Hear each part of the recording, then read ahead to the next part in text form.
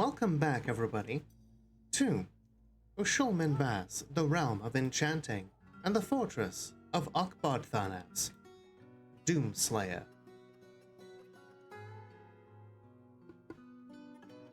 The last time we left off, we'd been reaching out to start raiding the goblins that have declared war on us to the north. We toppled the undead leadership even more, made sure that those zombies are not going to have any coordinated action against us anytime soon. And just as we ended off, we've got a new migrant wave here, so we're going to have to let them in, because the last time something happened, last time we got migrants, they got completely shredded by undead, like, giant blue jays. Okay, a bookbinder, a stonecrafter. They brought a baby jabberer. We have a ram. Okay. So open the gate. Let them in. And while we're at it, should probably send the military out to ensure that they have a smooth ride into the fortress.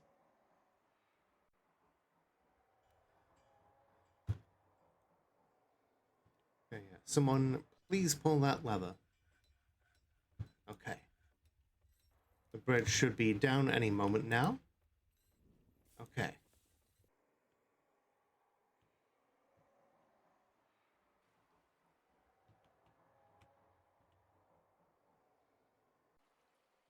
Greetings! Hi, Lobster. How you doing? Okay.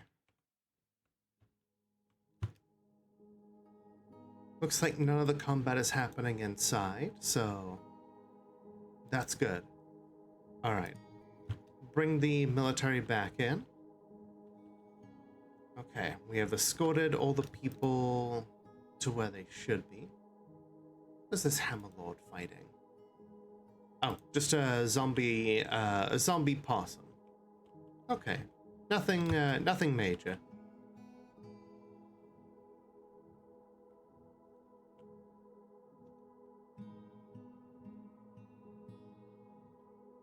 Okay, we need pig iron, apparently. Among other things. We've got some flux being created. And pig iron is definitely on the list here for various different smelters to be,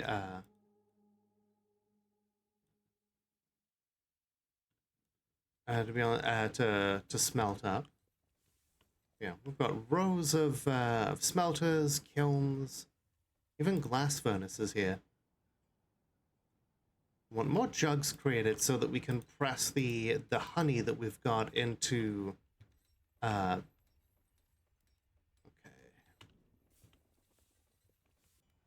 into mead. Yeah, we press the honeycomb into honey, brew the honey into mead. Did we make... okay, yeah, we did make a slab for that ghost. Okay. Meanwhile, the Baroness has her quarters set up, and Baroness Transfem seems to like them all very much. Let's see, Mayor Reki wants a study, and yeah, we're going to officially designate this office that's got a view of the vampires as her study. Apparently she wants her quarters to be better, though. Like things? Good. We'll have to make sure that you have a yeah. We might start moving some slabs into your room because your dwarf has a preference for slabs.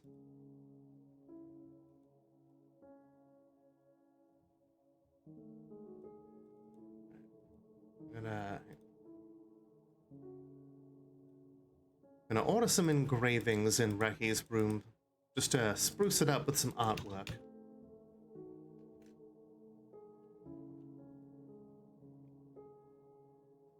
While we're at it, maybe a nice platinum statue of a forgotten beast. Pizza, pizza, pizza! Eh. Hi Storm, how you doing?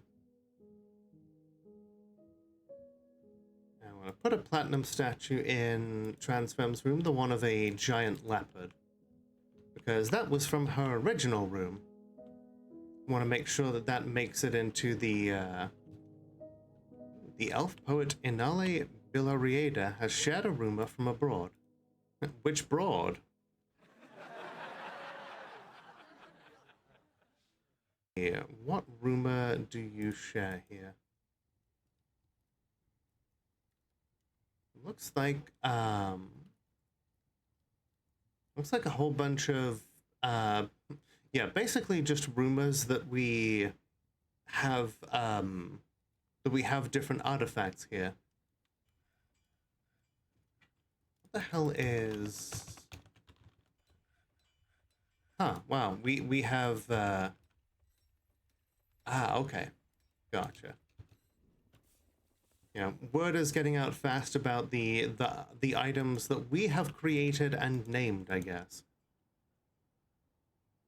I'm like, yeah, no shit. We made those ones. Of course they're here. Unless, of course, any intelligent undead have anything to say about it. Alternating between Cookie Clicker and Terraria Fishing. I'll let you raid my Oh, hi, channel Cookie. any day. Thank you so much for the raid. Say hi to the cave elf colony. Welcome on in, raiders. For those who don't know me, my name is Lola, the world's only Molotov cocktail VTuber. I checked. And today we are playing some Dwarf Fortress. Welcome to the cocktail lounge. Please enjoy your Yeah, I stay. saw you were doing some RimWorld earlier. Yeah, how was your colony doing? This is the fortress of Okbodtharnas, or Doomslayer. It is a fortress built from refugees of a civilization that was all but wiped out until now. Like your evil dark cavern elf colony tonight. That sounds pretty cool. The big thing that we have here is our civilization has no other sites, and so we have come here to this remote area of the world that is set in a reanimator biome. That means that anything that dies comes back as a zombie, including pieces of enemies. This zombie Crundle arm here. You know, this Crundle zombie. And in order to fight some of these monsters, we created monsters of our own.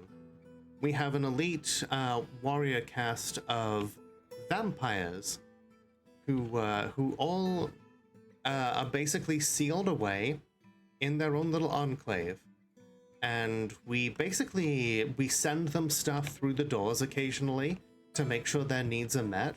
And anytime that a big threat comes about, we let the vampires go out and beat the shit out of everyone. So far, there's only about maybe 12, 13 vampires total out of the 99 residents here. That includes a full squad of dwarves, and then a couple of helpers who forcefully pour alcohol into their mouths when they're craving alcohol. Or, you know, talk with them and do social interactions so that they have friends outside of their own little military squad. Because taking care of vampires is a lot of work. Meanwhile, yeah, a whole bunch of zombies, including this giant gray squirrel. We're just gonna let these out here for this other military squad to practice on.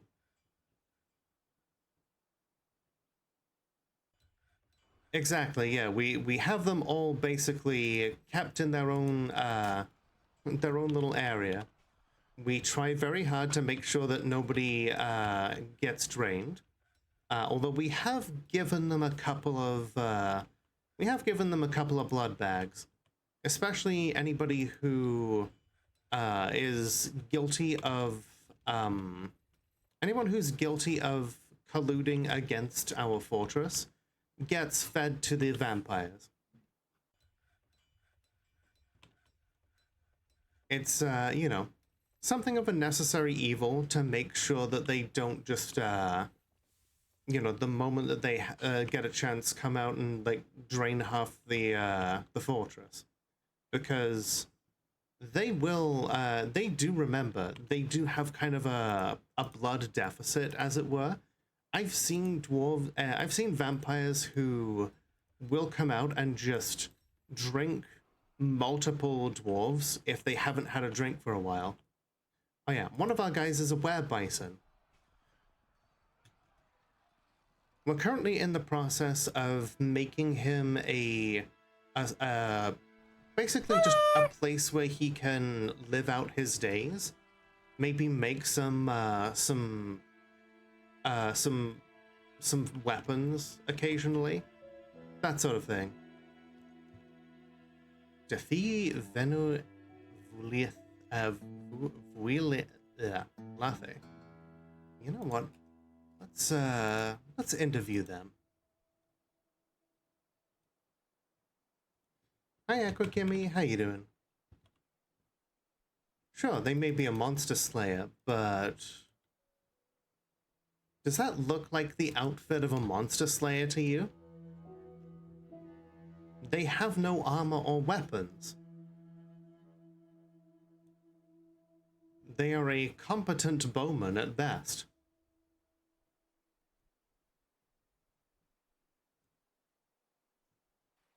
I don't know if I trust that.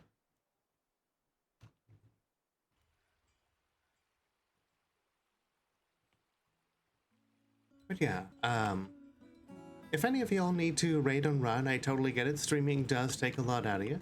Otherwise, feel free to sit yourself down in one of the bar stools or slide into one of the booths and help yourselves, one and all, to a hot drink.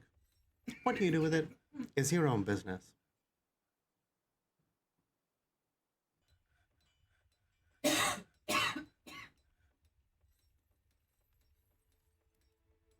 Okay, looks like they beat up all of those prisoners really well.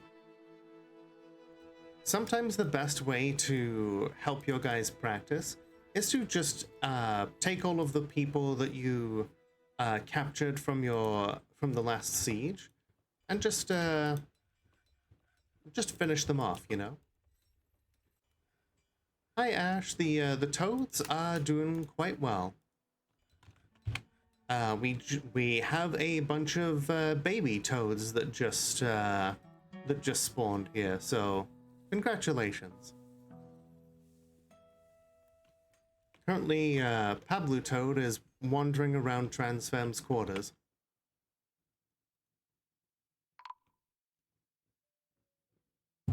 An alert. A miner has been found dead. Why did they die?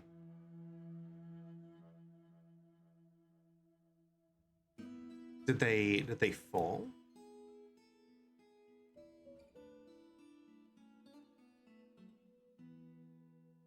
Real Lenny is angry because you gave him a new working thermometer and he headbutted it.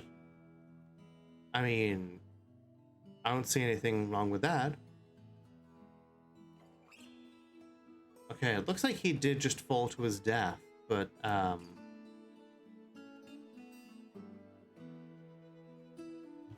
you know what? This is fine. I'm just gonna...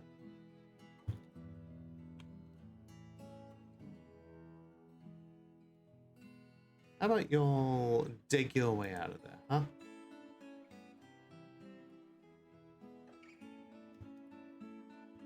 Oh yeah. Last time I could not find out where the gem vault was.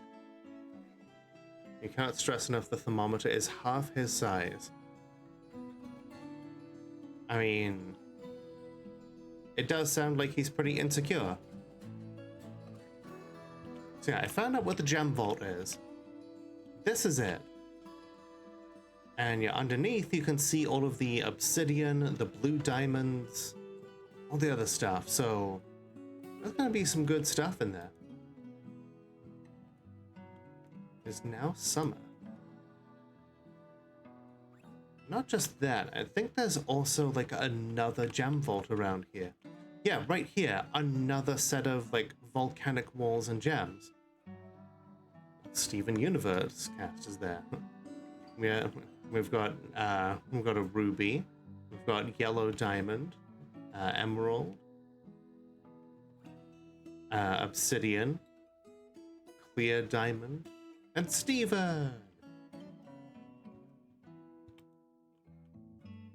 So, Reki has imposed a ban on certain goods. We cannot export amulets, apparently. Just not allowed to.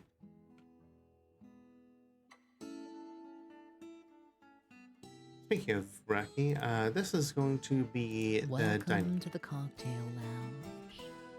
Please enjoy your stay. Thank you for the follow. Follows are anonymous, but always appreciated. Feel free to hang out and chat if you want, but never feel obligated.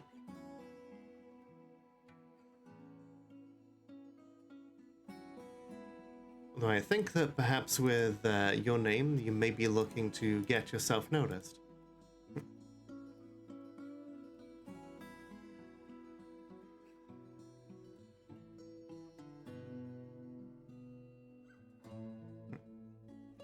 Thank you for the first-time chat, Slaneshi Handholder. What a name! Excellent.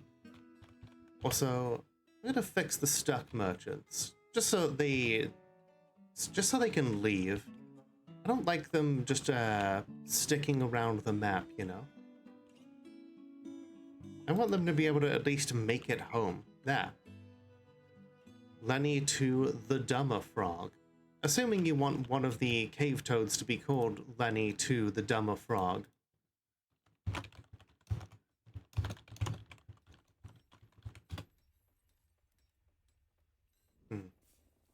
How you doing tonight? And hello, Kara. How you doing? You have struck native gold. Yeah. Your birthday is in 3 days. Yeah, I saw. Congratulations. On living through more of this hell. Tis quite an accomplishment, all things considered.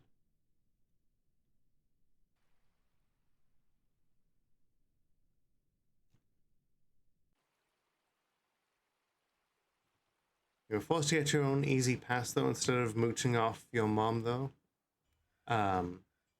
Easy pass for what exactly?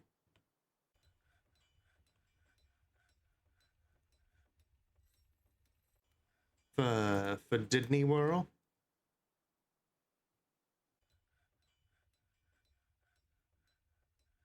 Oh, gotcha. Is this like the family pass thing that where I am a member of your family? Where you are my cousin?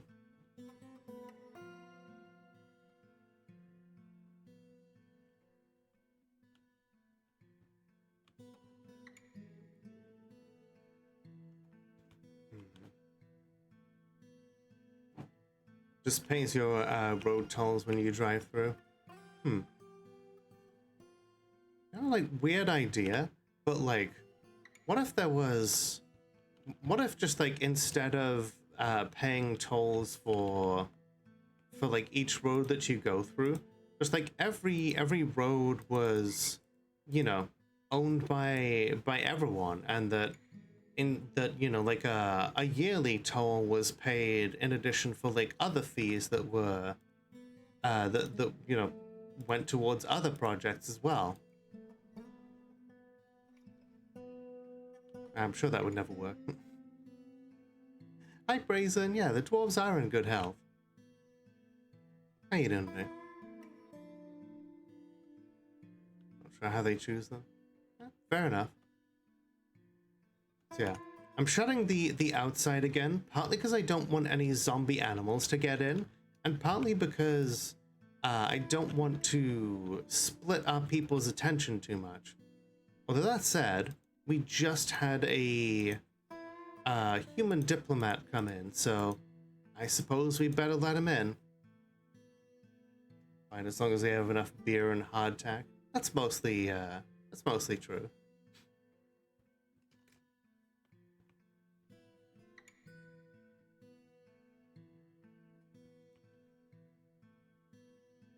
Oh, I think that's okay. Nope, that is not the diplomat.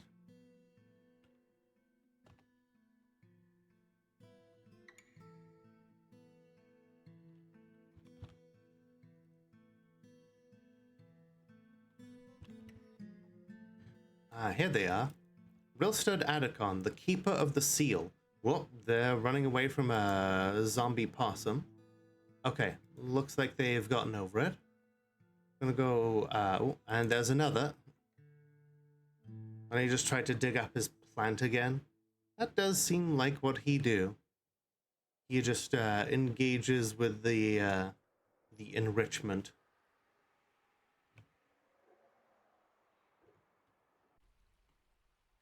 Okay. That's a lot of zombie crundles down there. And a forgotten beast, which is just beating up on some of them. That's a lot of webs down here.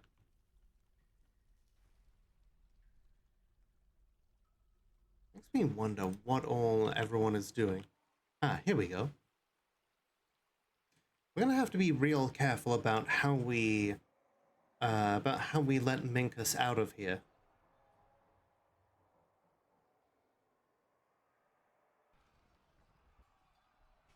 Because honestly, I want him to be able to come out and live a good life, but I also don't want him turning everyone else into a were-bison. Okay, the Baroness Transfem meets with the human keeper of the seal. Much to discuss, much to share.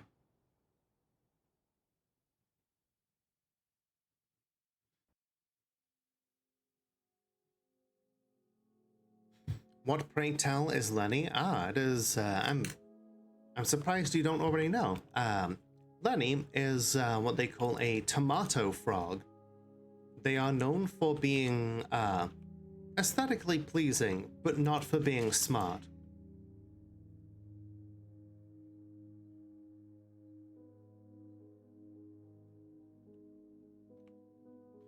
I suppose in some ways he is a killer of cereals. Space Pants, why are you not trying to dig your way out? I'm gonna think of it, you there, Aleph. Why are you not able to... Why aren't you getting out? Okay, okay.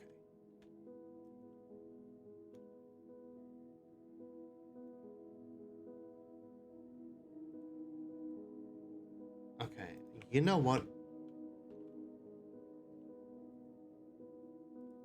I think they're trying to hold on to the wall there. Okay, I cannot abide the dwarves being this dumb.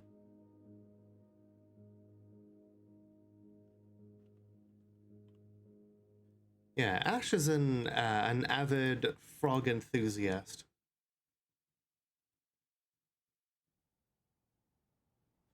Okay, some bars here, so people will be able to come and see Minkus and talk to him through the bars if need be.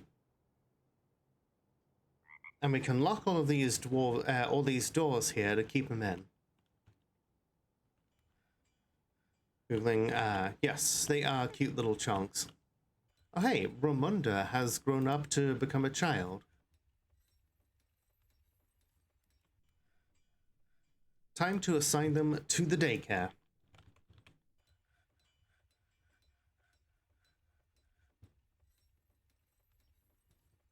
Any children hang out in this kind of general borough area with access to the guilds and everything, so that they can learn skills. But they're not going to be allowed to move anywhere else out of there because it's just a pain in the ass. Anytime children have been allowed to wander off, they end up dying. Let's see. Your boss sent out one of the latest email campaigns as a good example of how to write said email campaigns. Hell yeah. Good job, Ash.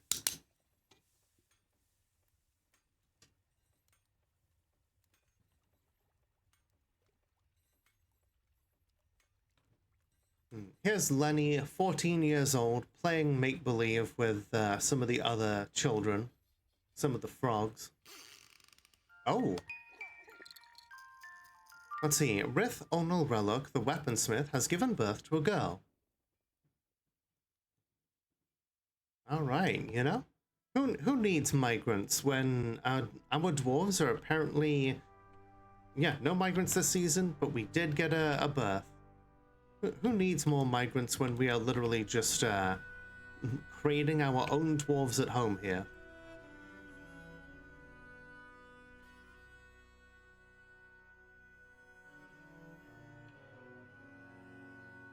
We out of fuel again?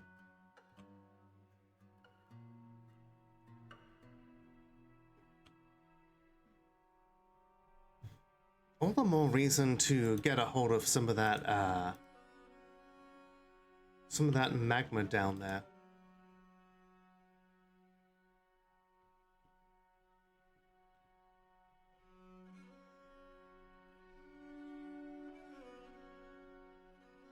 Still, I suppose it does mean that we can stop churning out quite so much ore and focus more on things like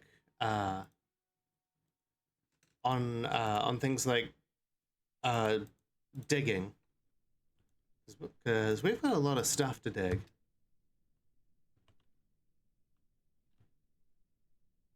Oh, I guess when they fell down here initially, like, and one of their arms came off, and now, you know, I fully healed that dwarf, so they no longer have this arm, but this arm is now its own zombie, because if anything falls off of a dwarf that could ostensibly grasp something, then it has the ability to come back as a zombie if it's not mangled.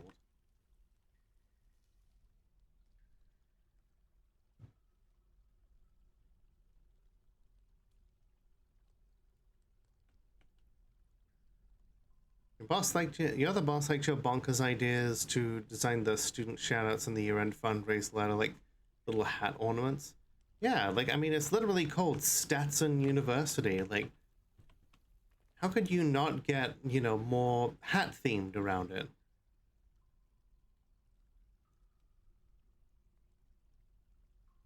Ooh, Cherry Cokes has created a masterpiece Forgotten Beast Skull Totem. Their mascot is the Hatter. It seems like a real, like, missed opportunity then.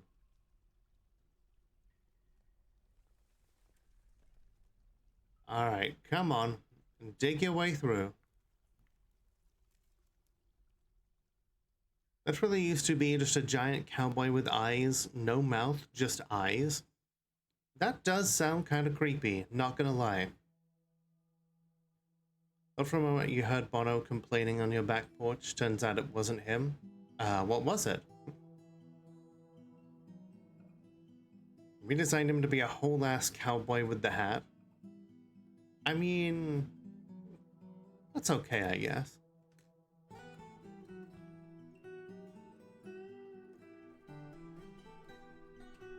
Oh yeah, we had a whole bunch of wax left over. Oh. Dakost Sumunzuntir is risen. Well, time to make another slab.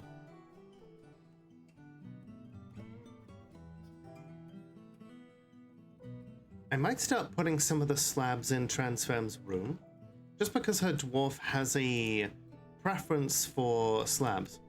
Warm stone located? Okay, okay. Hey, Lola. Hey, Life Forcer, how you doing? The berry college peacocks because it's kawaii. I would have to take a look. Getting stressed at work like usual. I'm sorry to hear that. I hope it doesn't keep you down for too long.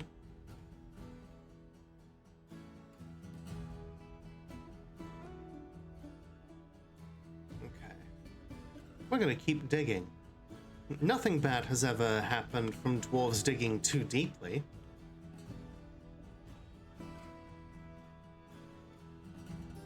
And since this is the gem wall here, we're gonna go about this in a real smart way.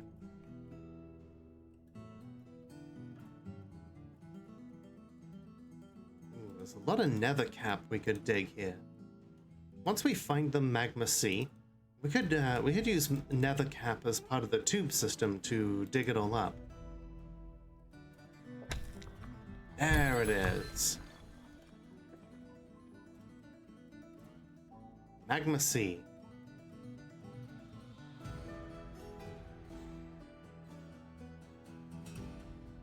All that's left now is, well, I say all that's left, but it's going to be a huge undertaking, is I want to be able to pump magma up and just bring it all the way up into the upper levels. It's going to be a huge undertaking, but hopefully eventually we can get it done. Hey, Lola. Hey, Gully Pop, how you doing? Trans rights and offhandedly trans lefts. Hell yeah. Trans rights, fuck turfs. True.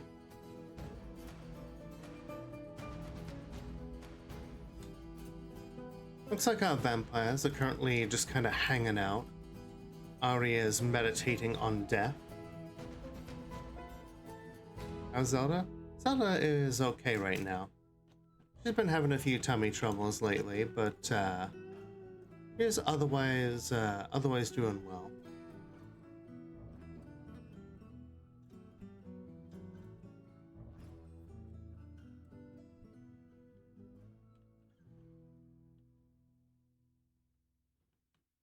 See some lignite in there. That'll be some useful fuel.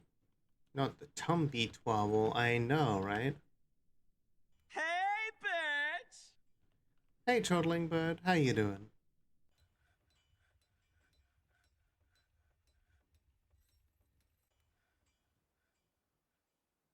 Space Pants out here doing some digging.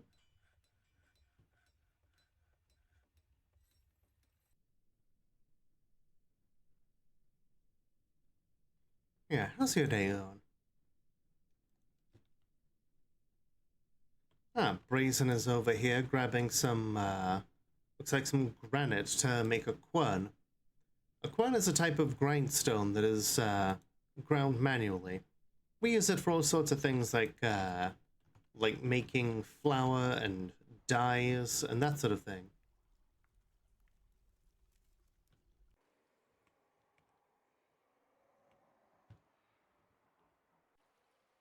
Ah, okay.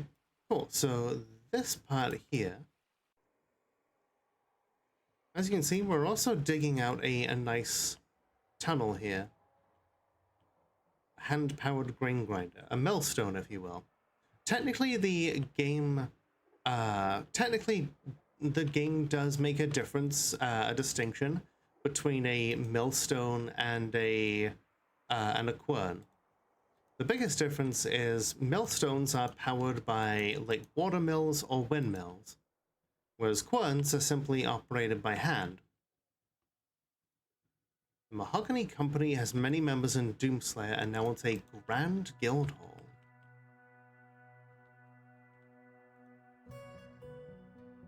Oh, you mean this isn't enough for you? I suppose we could do a little more. Yeah, we'll start engraving all of the floor tiles. Hopefully that'll be good. Yeah, Zelda's being very cute. So yeah, Anka, you're listening to Sisyphus FM, non-stop rock. Excellent. Boulder Dash. A.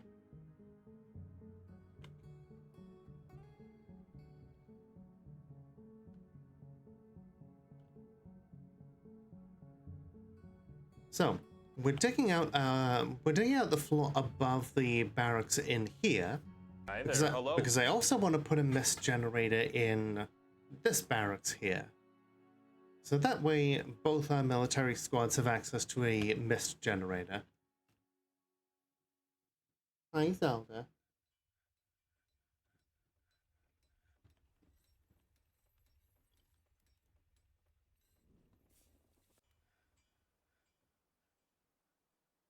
On vacation, we're dwarving some fortresses. We sure are. We're digging out a whole lot of stuff for some very cool devices.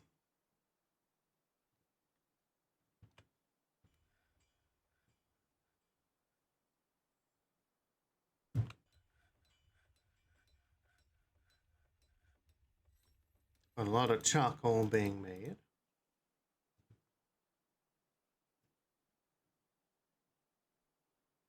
And I want stuff made out of all of the clay that we have.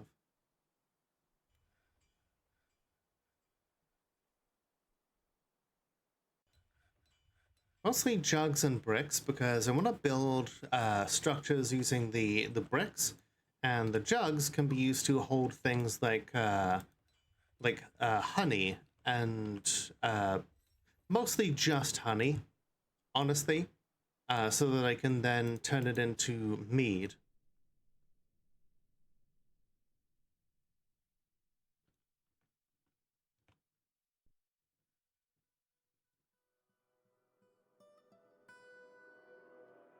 I successfully beat the hard path in Star Fox 64 for the 3DS. Nice.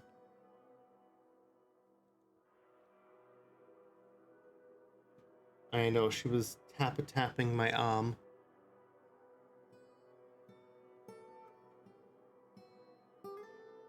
It's because I'm talking to the box, and whenever I talk to the box, there's a chance that somebody will do something that she doesn't quite understand that makes treats happen.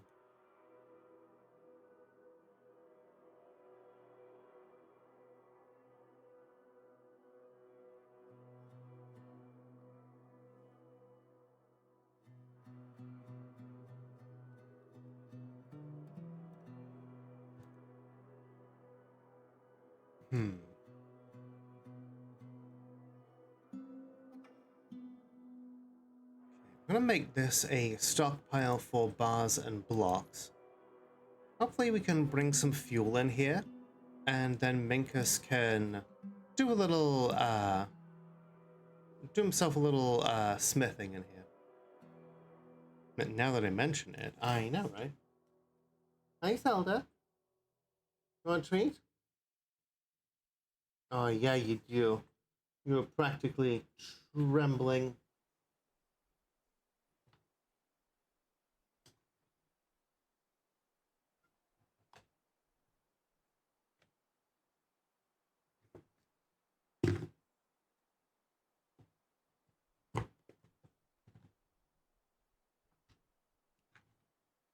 So yeah, eventually we're gonna take an opportunity when Minkus turns back into a dwarf from being a werebison to give him basically to give him his own room.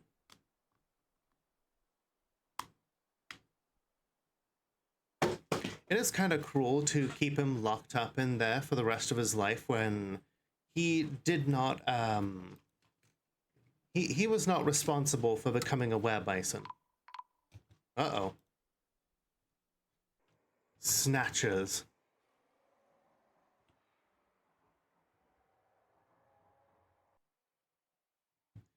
Okay, dwarves,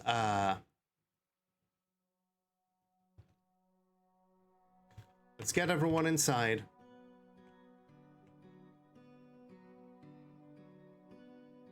Okay. A couple of gobos have been caught in the cage traps. Yeah. That's what I was worried about. Usually, if snatchers are being sighted, then that means that an ambush cannot be far behind. Yeah, these ones look like they're being led by someone from the Hell of Meetings. The Hell of Meetings are way to the north of us here, about 2 days' travel. Trans rights. Fuck turfs. Hell yeah, Rusted Bartender, how you doing? Alright, I'm gonna pull the lever. Hope everybody is inside. There we go. Oh, one of them has grabbed onto and is jumping across the river there. Somehow made it.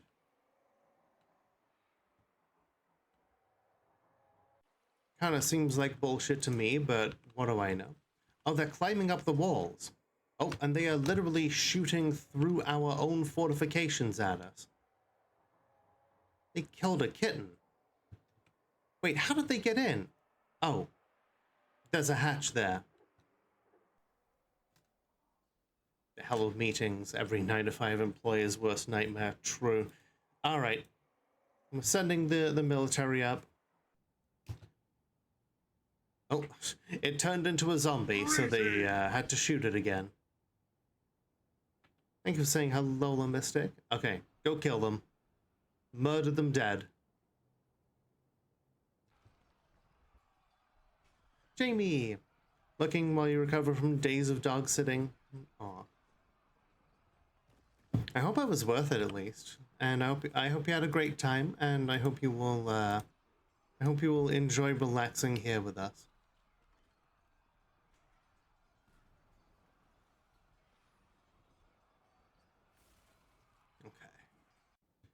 Okay, we have retaken the hatch, so we don't need to worry about that anymore. He has gone to the naughty box twice in the past 20 minutes. Sounds like he just wants to go into the naughty box. Alright, do we have any more invaders? Okay, 2 crossbow goblins. Looks like they're leaving though, unless... Oh, one of them has agitated a zombie Kia.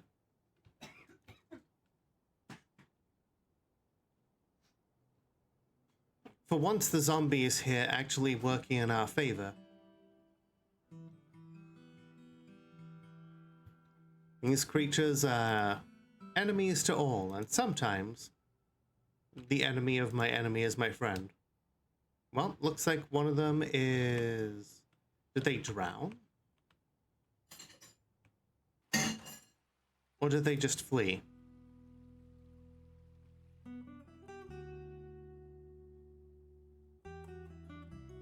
Okay, he's gone.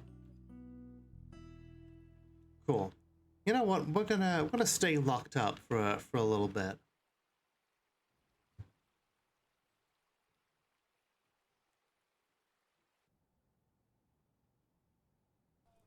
After all, if they are attacking us, it's only right that we attack them too, right?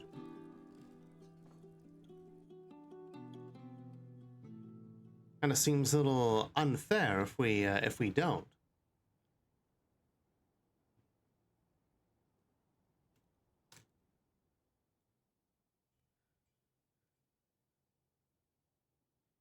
Will we ever be able to put a halo on my head so I can be Heaven Lola? Who knows? Oh!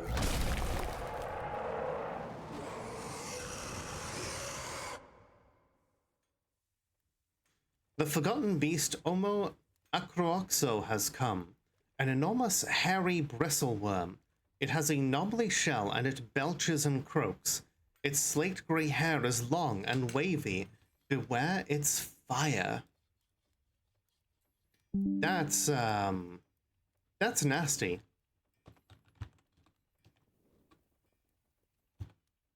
It's also very much a glass cannon on the fact that it's a bristleworm, meaning that it has no skull to protect its vulnerable brain, no ribs to protect its vulnerable lungs or heart.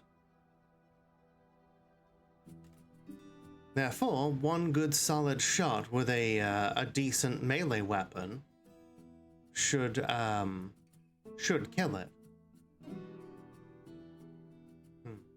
Oh, good night, Gully Pop. Thank you for being here. Its name translates to Omo Sorrow Sewer. The enemy of my enemy is my friend. Maxim 29. The enemy of my enemy is my enemy's enemy. No more, no less. Exactly. One should never rely on the enemy of your enemy.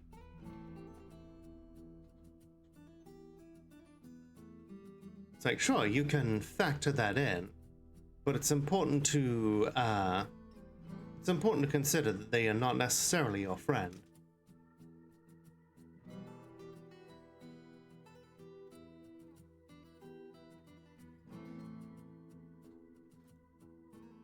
There are a lot of trees down here. It's a shame we can't really access this, but perhaps that is for the best.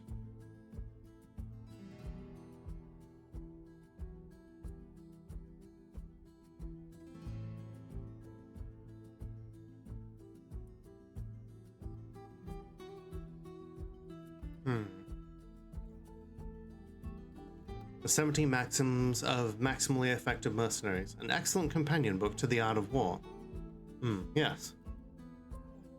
I think that one also has, it has such things as a sergeant in motion outranks a lieutenant who doesn't know what's going on, and a demolition tech at a dead run outranks everybody.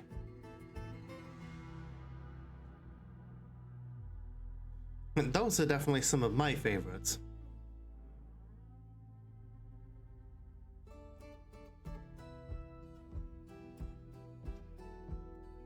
So like people look at the Art of War as being this like masterful piece of strategic brilliance and basically like required reading for everybody.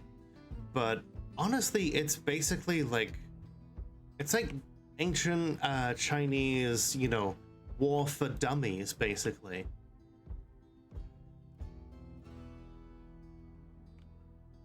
Okay, we're going to activate the burrow, and we've given the Forgotten Beast a way in. It now recognizes that there's a path directly into the fortress. We're going to lock it in, and then we're going to shoot at it a lot. And then when it comes back as a zombie, we're going to shoot at it a lot. And then once we're done shooting at it a lot, we are going to harvest its delicious meat.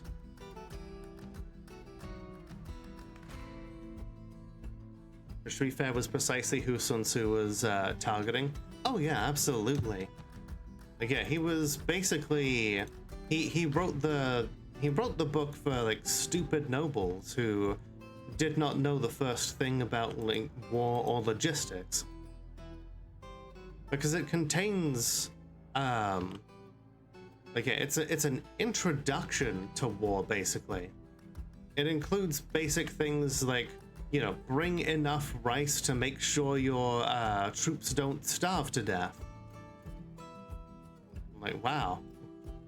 Came up with that one all by yourself, did you? Like, it seems obvious to us, but then we have the luxury of modernity.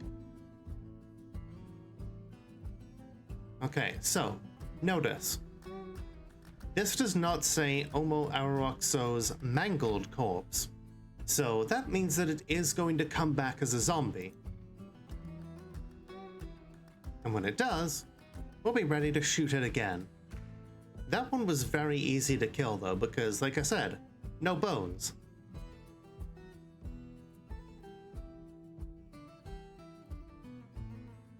Plus, full of blood or ichor.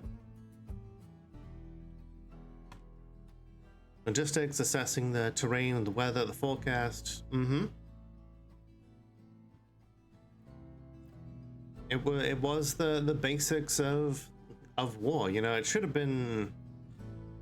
You know, I feel like we give it too much credit as like I said, as being just this legendary masterpiece, but it's more just like these are the basic essentials, things that you honestly should know before sending a whole bunch of people to die for you.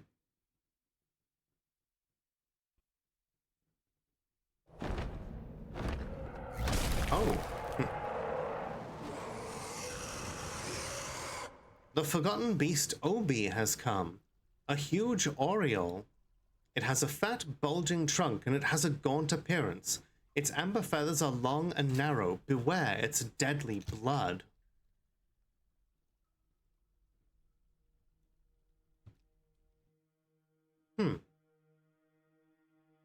An oriole is a type of bird. Specifically, I think it's the state bird of Maryland.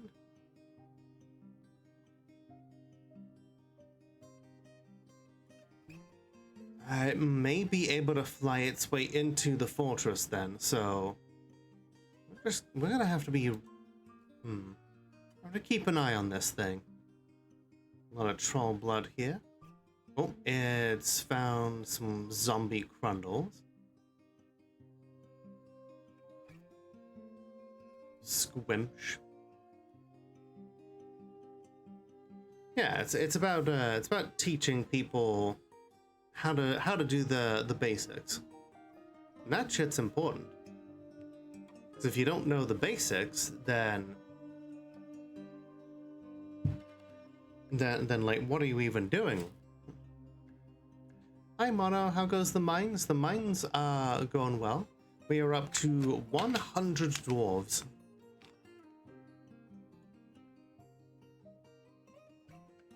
Well, 100 residents. We've got we've got like a couple of elves and some goblins. But yeah. How is the mouse?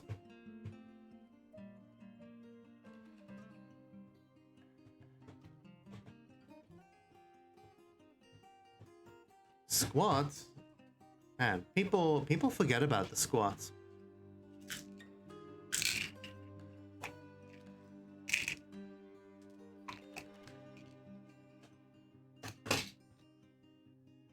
You don't? Well, I'm glad that you don't.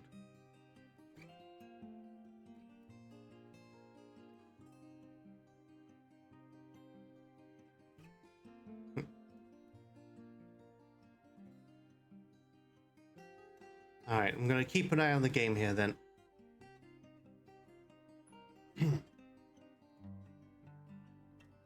One, two, 3, 4, 5, 6, 7. Thank you for the head pats. 8, 9, 10.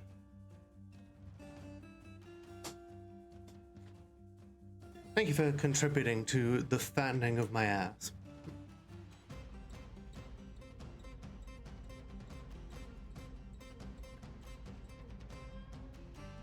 Okay, so this thing seems pretty much confined for now.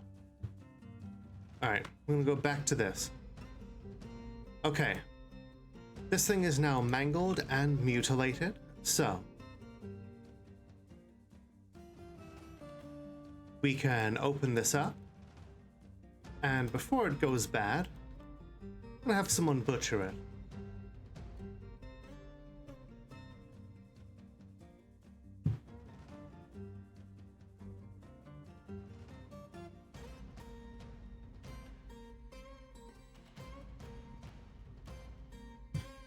Hundreds of units of worm meat for everyone.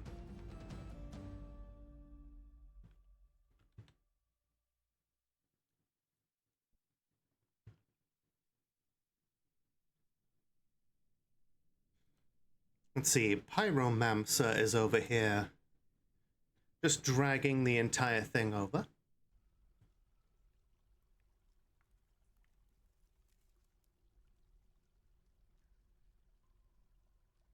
Let's see how much meat it ends up making.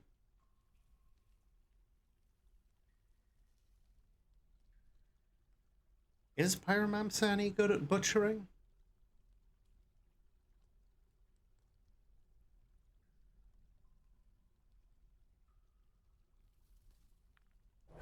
Doesn't look... Oh my god, another one? Oh no. The Forgotten Beast, Kithpa Kisilaslem Galka Itvid has come. A towering, skinless turtle. It has 2 long, straight horns and it has a gaunt appearance. Beware its webs. Now that is a potential fortress ender right there.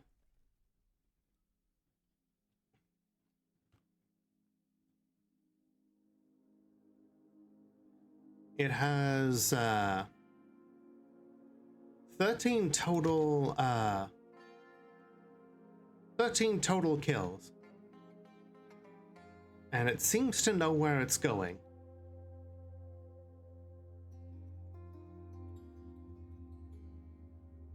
I don't like that. Webs are incredibly scary. Okay, it does know where it's going. It's on its way through the fortress. Okay. We're going to... Okay. We're going to lock it in here between these 2 sets of doors. Okay, I guess it just kind of owns that corridor now.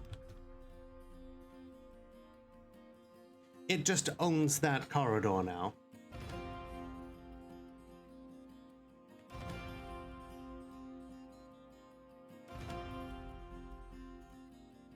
Because there's no way that I'm sending anybody to fight a forgotten beast that is a web spinner.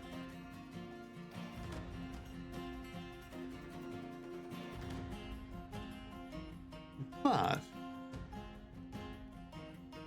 maybe we don't have to fight it. I have a better idea. Maybe we can trap it.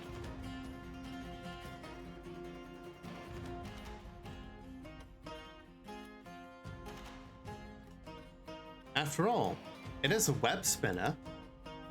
If we can get it to spit webs for us, then we'll basically have infinite amounts of silk.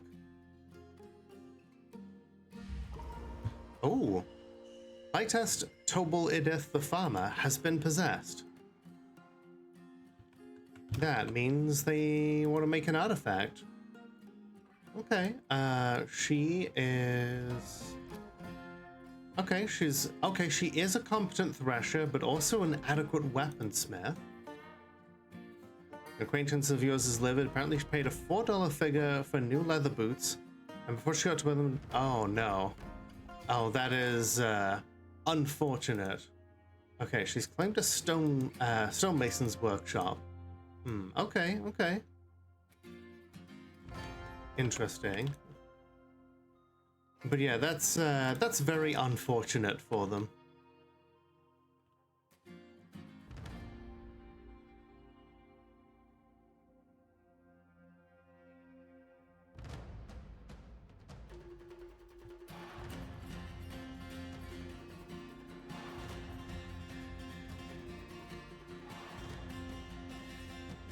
Okay, coke from bituminous coal.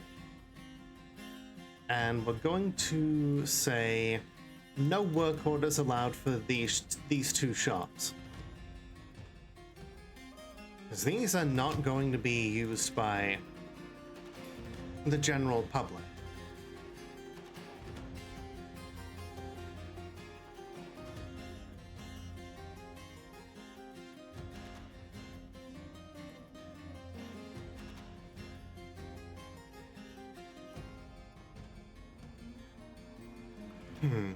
Okay. We're doing fine.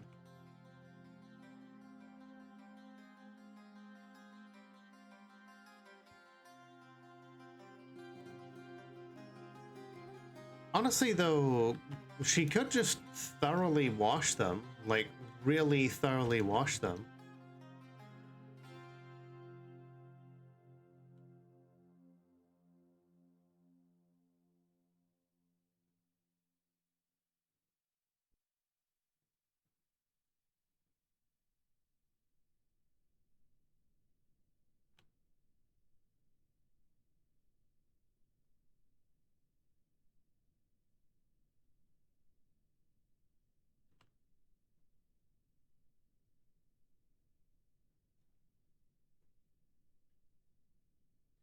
Okay, she has begun a mysterious construction.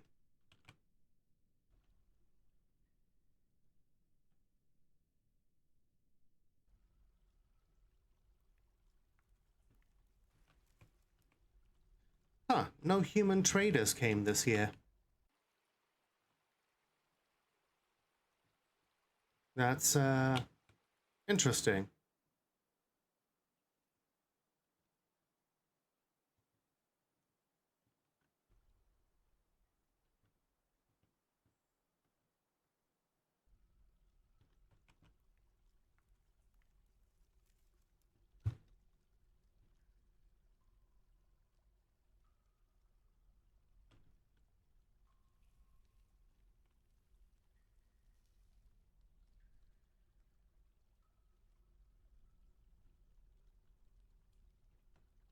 So yeah, down here, we're going to be making a couple of rooms.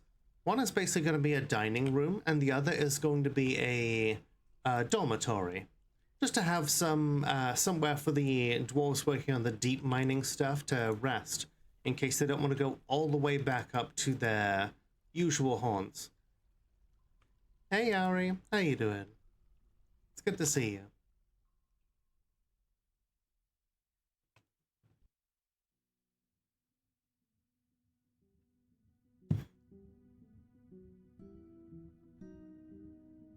Just woke up, sore. Oh, what's how come you were sore?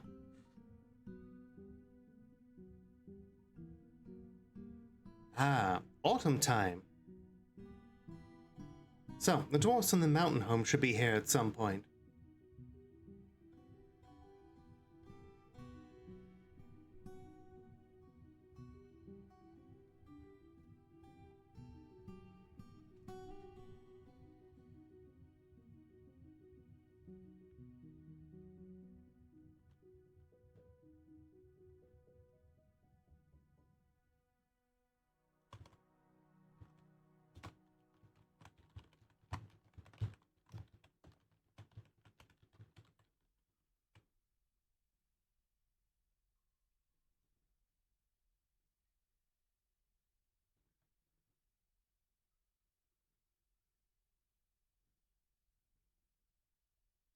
So I'm waking up like that all week. Aw, that sucks. I hope you feel better soon.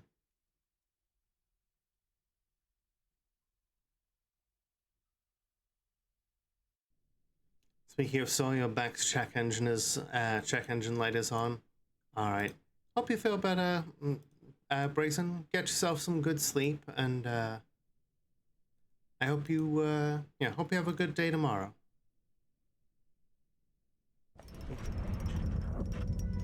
Ooh. Lighthouse Toboladith the farmer has created a Luthbab, a jet quern. She offers it to the Doom of Figures. Very cool. Okay, I'm gonna put a rope here. We're gonna contain an animal within this space.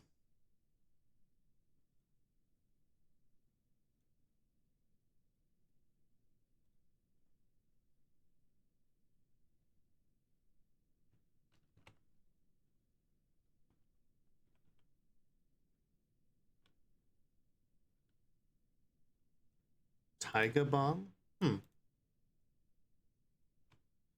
I can't hear tiger or anything like that without hearing You know, the whole thing that Charlie Sheen talking about how he has tiger blood.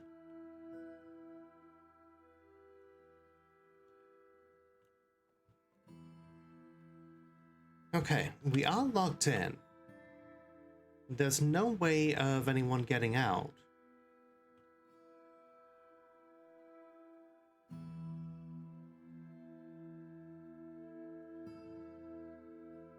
So, Hey, Lola.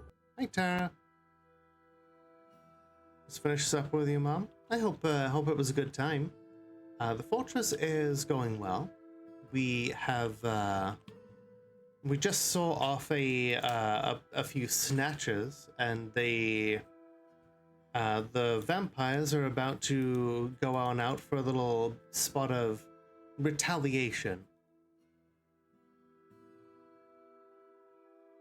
So, Ari and the Tarnished Stars are going to be raiding this goblin pit here.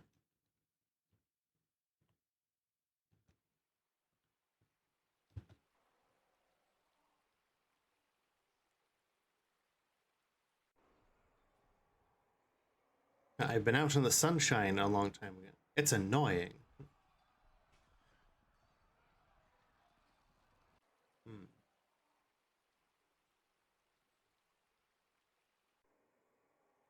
That's weird. I thought I disabled the streaks, but you know, fair enough.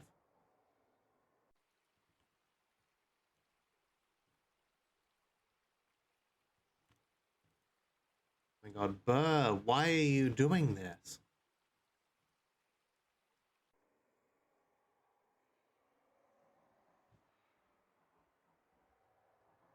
Burr, you're letting the side down. Hang on, come back, everyone. Cancel the mission.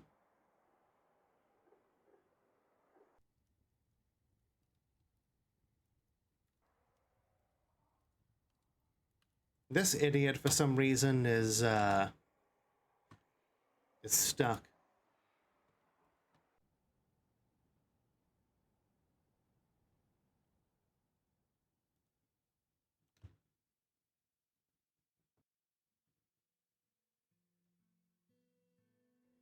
Okay, so looks like she wants to attend a meeting.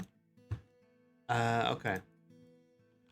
Despite doing really well for herself right now, okay. You know what? We're gonna do this because we did have this whole thing set up just so that just so she could attend meetings.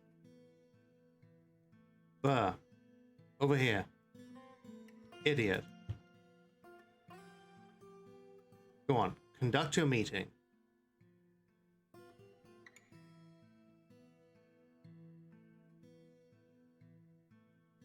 Oh, don't tell me it's don't tell me the raid's gonna get bugged. Okay, yeah, fuck it. I'm gonna put her in there. Look, right next to you. Okay, you yelled at someone in charge, you cried at someone in charge, good.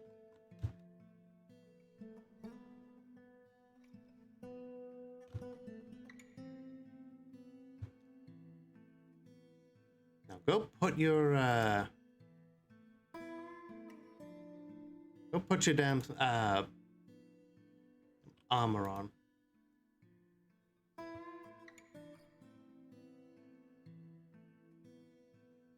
Actually, we did just have a turn of the season, so we'll just quickly save and try that again. See. Watched Event Horizon last night for the first time in over 25 years. Liked it better than when you were a teenager. Yeah, there's like there's a lot of stuff that ages really well.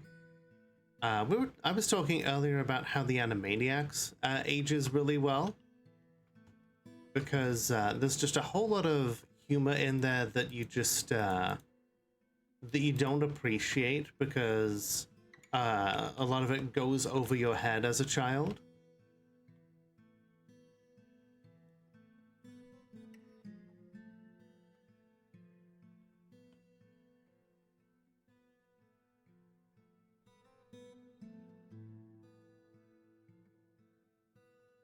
Okay, yeah.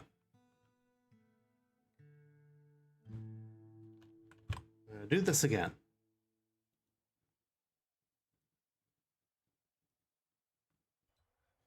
Reki, go talk to Burr. Burr is becoming a liability.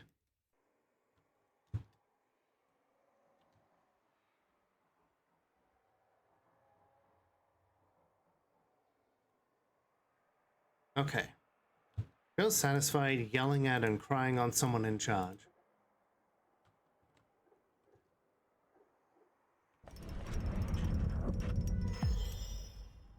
Okay, she does feel better after that. Mines. Yes. And there's your mayor, currently going off to help plant some of the harvest for next season.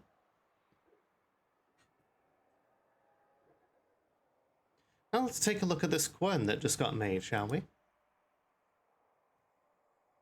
Its name translates to defect pets. This is a jet quern. All Krastorf ship is of the highest quality. It is encircled with bands of forgotten beast leather, giant grey squirrel bone, cushioned praise cabochons, and haircut pyrites. This object is adorned with hanging rings of forgotten beast leather and menaces with spikes of jet. On the item is an image of a passion fruit in gypsum, an image of four-pointed stars in yellow jasper, and an image of the defective thorns, the singing metal battle axe in forgotten beast leather.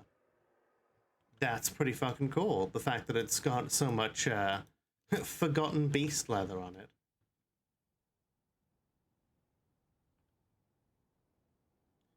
Okay.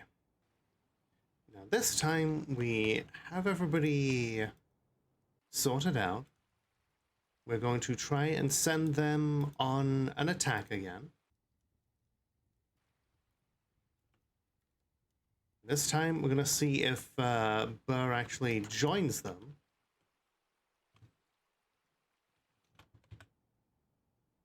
Okay. They're going off. Need an image of a giant cave toad devouring a squash vine. The giant cave toad is suffering. The squash vine is screaming.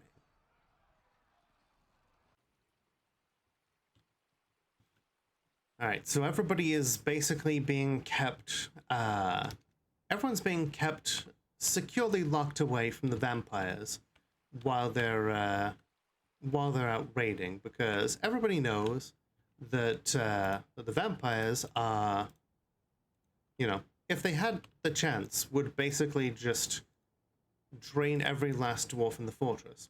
So while the dwarves are away, we have unlocked the doors to their quarters, so people can come along and take care of some stuff in there.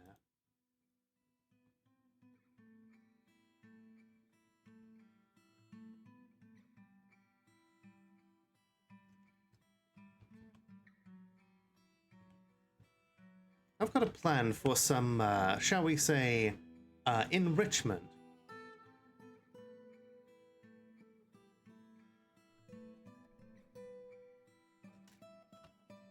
They may be vampires, but they are also people, and they deserve to have all sorts of opportunities as well.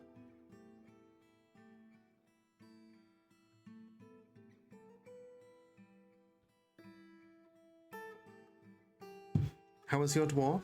Let's take a look, shall we? Your child has grown. You have two children now, both of whom are of the age of child. You know, so they can both do just like play make believe and stuff. So she's free to go around and do stuff.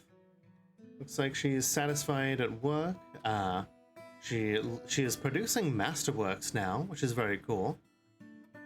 Looks like generally she's doing pretty well.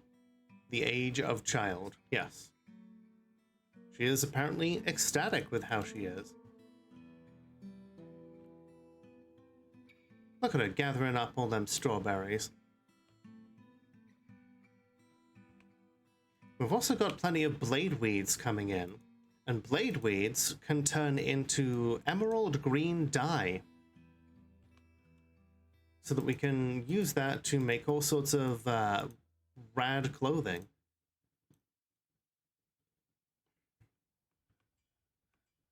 I guess so, but speaking of Minkus,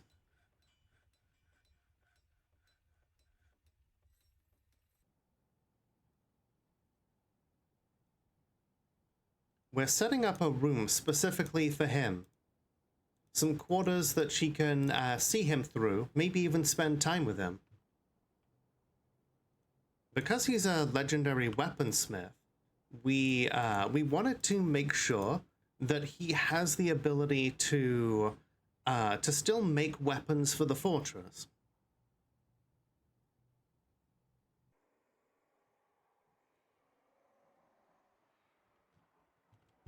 The tarnished stars have returned. Let's see what happened with those foul goblins. We attacked them at the pit of Forest Seduced. Ari led the attack. The defenders were led by a goblin.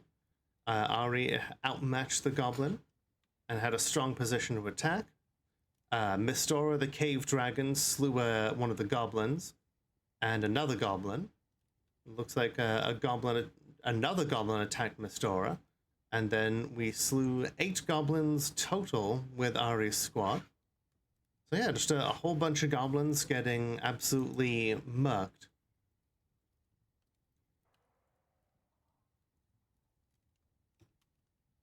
Let's see. Ari is back and is already teaching everybody how to bash people with a shield. I do like that she has a couple of hen egg roasts in her backpack, you know, because military dwarves still feel the need to stock up on rations. And she's got a water skin full of cranberry wine, all stuff that she cannot voluntarily consume, but still feels the need to hold on to.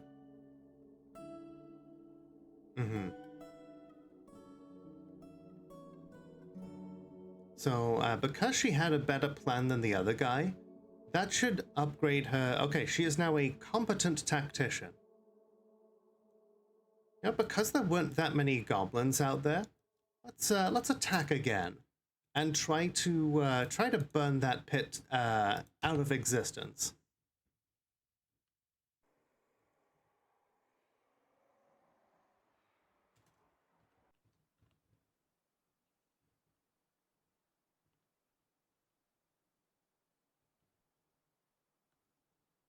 If any of his children come to the age in which they can wield weapons, they should have weapons made by their father. That would be pretty cool. I do want to carry on the legacy here. All right, we've got someone coming in to make some limonite. Aha! Caravan from one of the other dwarven places has arrived.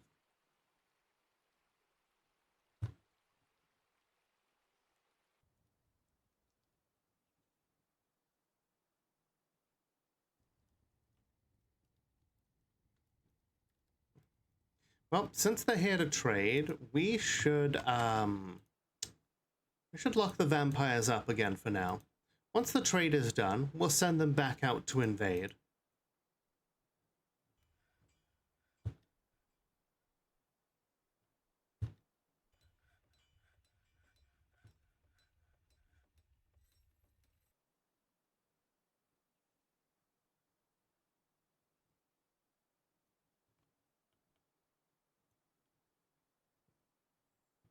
Don't know how equitable things are in this game. Well, if he makes good enough weapons, then they will be specifically marked as being made by him.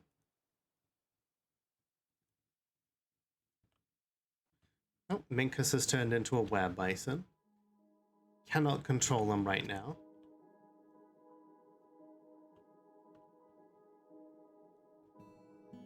But yeah, I want some metal smithed up in here for him, so that he can basically just make stuff in here.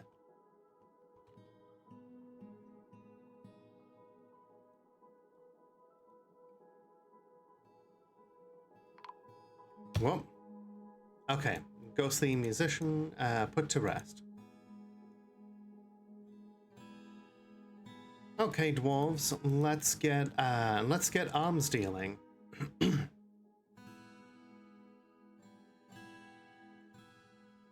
We've got plenty of finished goods to sell these dwarves, and hopefully they've got some good merchandise to sell us in turn.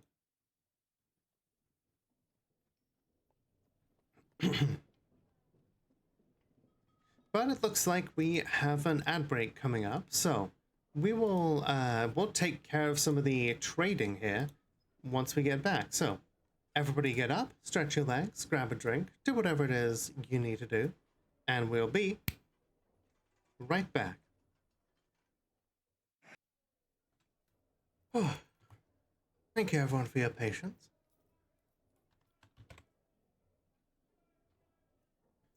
And we're back.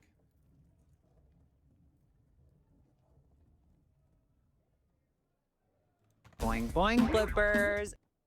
Hi Minkus, how you doing? It's good to see you. We've been having ourselves a little sortie against the goblins. And speaking of yourself, you are still unfortunately a were-bison. However, we are taking steps to we're taking steps to make sure that you get your best possible quality of life. Been decent today, how about me? I'm doing well.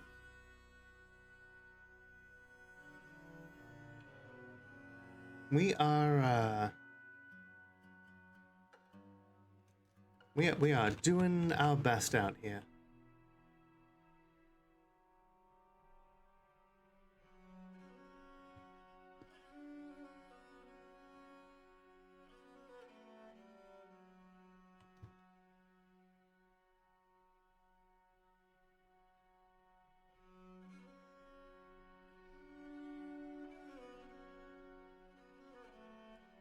Interrupted by agitated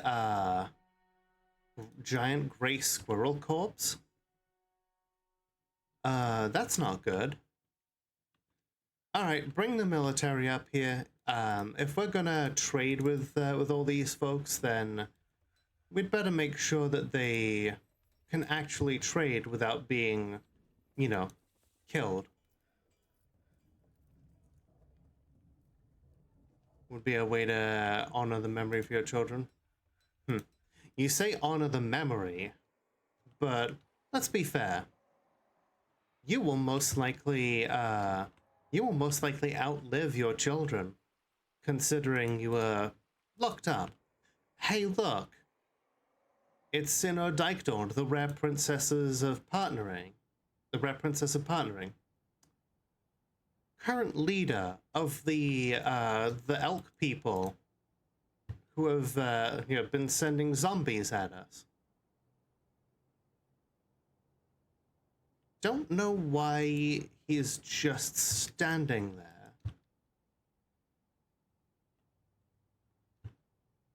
Most likely he's come here to try and corrupt someone. We're not having that. We're gonna allow him to get close. And then we're going to kill him. Because the last time he got close,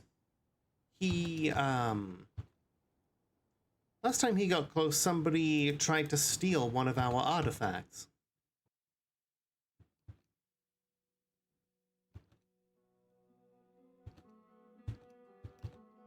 Hey there, guy. What you doing?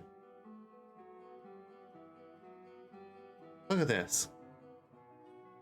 This creature has been responsible for 42 kills in total across the entire world. Elves, elk people, moose people, intelligent undead, magpie people, grizzly bears, a cave dragon. And yet, despite all that, not all that skilled as a combatant. Yeah.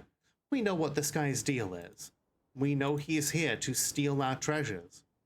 We know that we know he plans to, you know, have a coup where they overthrow us. We're not gonna wait for that to happen. Stab, stab, stab. Whoop. Bunch of teeth just fly out there. Let's see how this is going. Sid Next Day leads the charge here. Someone kicks him in the leg so hard that it twists his hip, tears apart muscle and bruises bone, and tears a ligament. Sid bashes him in the face with their artifact mace, in the arm, twists the right elbow and collapses the elbow. Then Lasher punches the warlord in the left foot, which bends the ankle. Our people are super swole. Then there's a stab in the left lower arm, shatters the elbow's bone. Another bash to the upper body, bruising the lungs, which he does not need.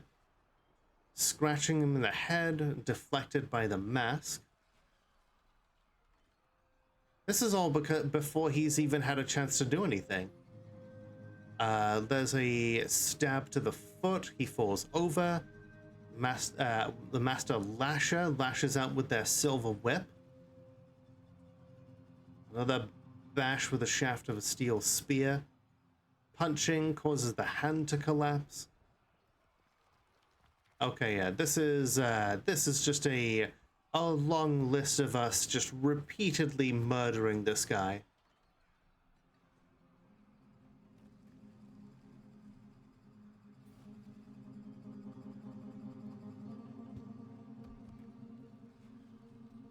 Okay, there we go. And his corpse is mangled, so he cannot ever be revived. Thank you for the head pats. Yeah, I'm glad you've had a decent day.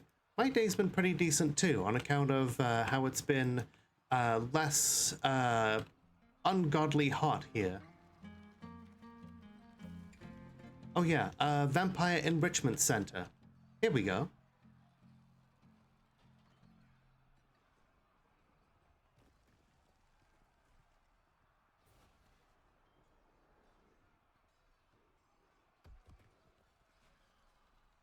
So the plan is going to involve a floodgate. The pawn is safe, you will rejoice. Excellent.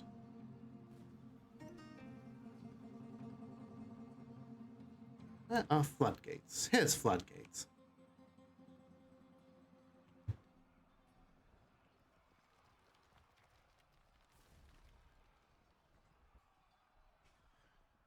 Actually, we will not build that one just yet. First, we'll build this wall here.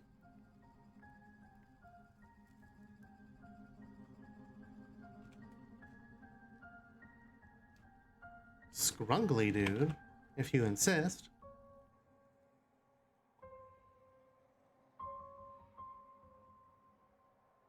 Yeah, one of the things that will keep these vampires in good spirits, fingers crossed, is positive thoughts.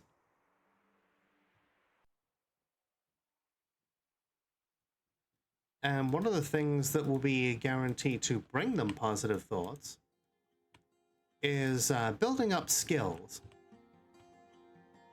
After all, one must have skills in order to pay the bills. And one of the skills that we can safely build with with vampires is swimming. Because you know what vampires cannot do that other dwarves can?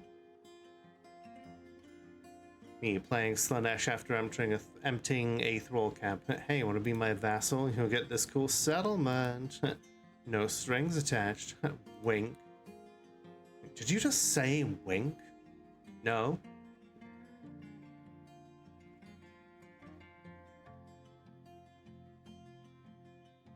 Got some cave fish. It's been a while since we've had some cave fish. Maybe some plump helmets just in case.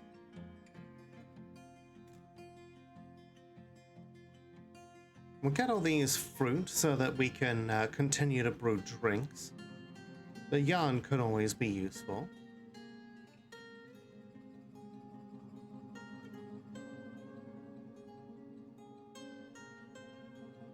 Now we start giving them stuff. Huh. There's no ban on amulets. Perhaps our Baroness has decided against such a ban. I'll have to check and see if she's still alive in a moment.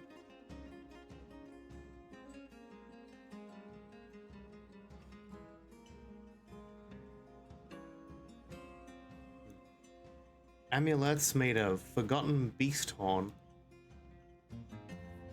That's a one-of-a-kind piece. Quite literally.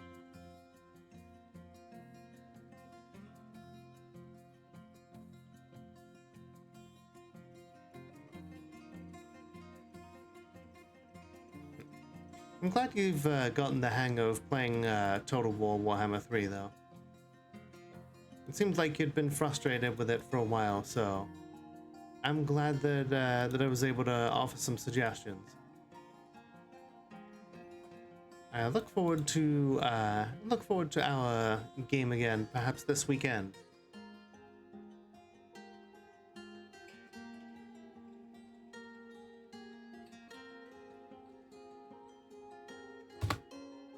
Okay, seems happy with the trading. Let's leave her to it.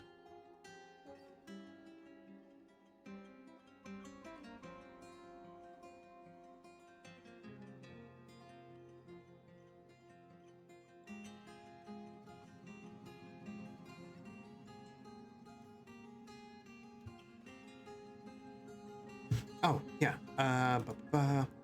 Okay. No, we do still have our regular nobles in place. I guess they just lifted the ban on amulets. You know, I'm not gonna question it.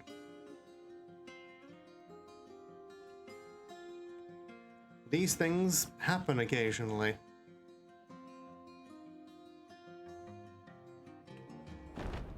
Uh-oh.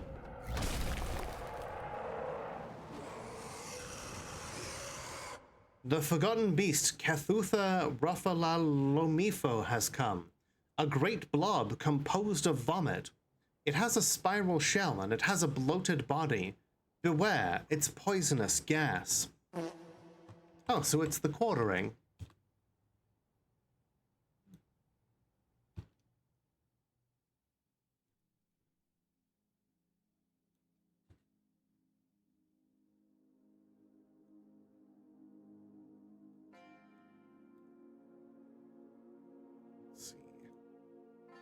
Well, seems to be in a place where it won't harm anyone. Thankfully, it is, of course, like the quartering in the basement, where it belongs. Hi, Queen. How you doing? Oh, this vampire wishes to attend a meeting. Okay, so the problem with the vampire wanting to attend a meeting seems to be that they will have the meeting through the bars if the two of them are basically right up against each other. But if they aren't, then they don't necessarily pathfind their way to this gap to make it happen. Okay. We'll conduct a meeting. They can just yell at each other through the bars here.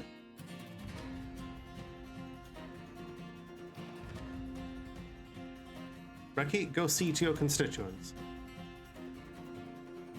Okay, fine. Go in there with them. Yells at someone in charge. Put you back in. Okay. Good but tired. Much scrungling of friends has been productive. Hell yeah, we love productivity and scrungling.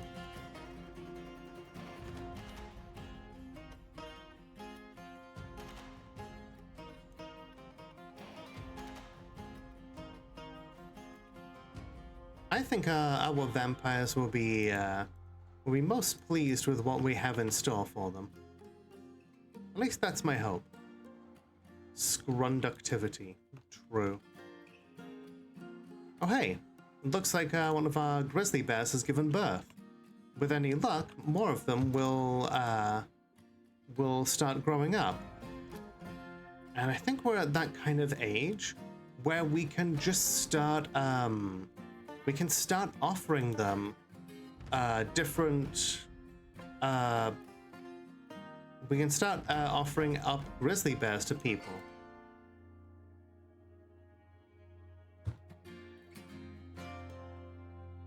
It's my hope that eventually every civilian in Doomslayer will have a pet grizzly bear to accompany them outside. Giant gray squirrels. Zombie giant gray squirrels. Yeah, so basically to stop stuff from like that from happening.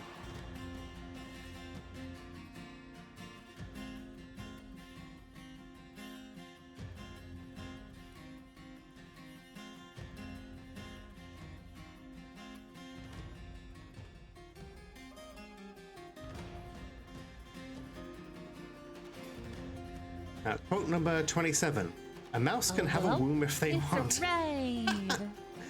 What a quote to come in on. Hi Yuzu, thank you so much for the raid. For those who don't know me, my name is Lola, the world's only Molotov cocktail VTuber. I checked, and today we are doing some Dwarf Fortress. What were you streaming today? What kind of demos were you looking at?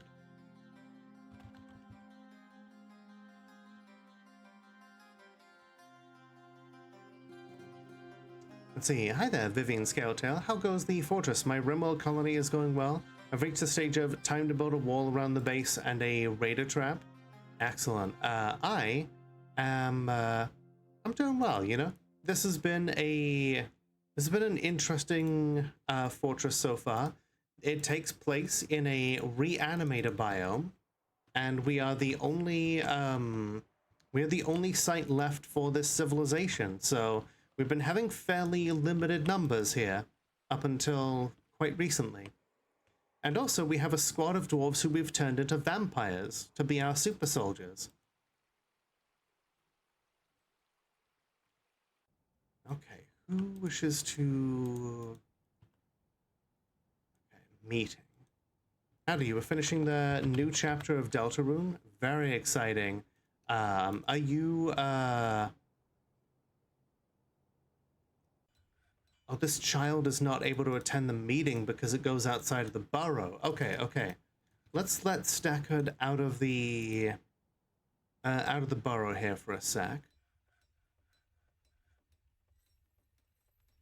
Yes, and Tara's husband is a were-bison.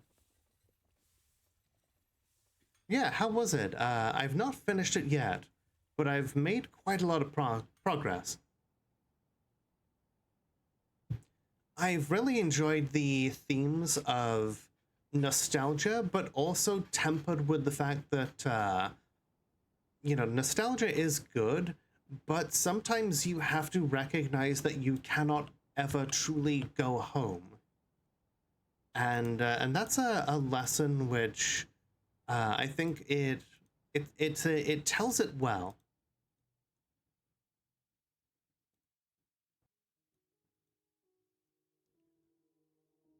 Especially considering, you know, that there's a whole lot of, oh, hey, do you remember this trap or this puzzle from this, you know, adventure?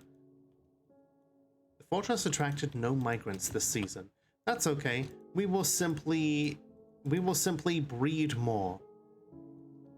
We've been having a fair few babies in this fortress. Yeah, like combined with the fact that like it's been such a roller coaster ride. Spoilers for anyone in my chat who might not have been watching my playthrough of Deltarune, but the fact that like it goes from, oh man, like Asgore has been trapped by this mysterious and like charismatic flower creature. We need to get him away from there. To, oh, like does he not know what's going on? Is he in the dark about it?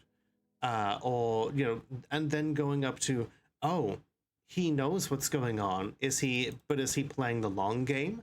And then perfectly safe for work nunchucks. And then just like, is he playing the long game? And then just like, oh no, he wants to stay. And then being like, oh no, he's playing an even longer game. And it has been fascinating.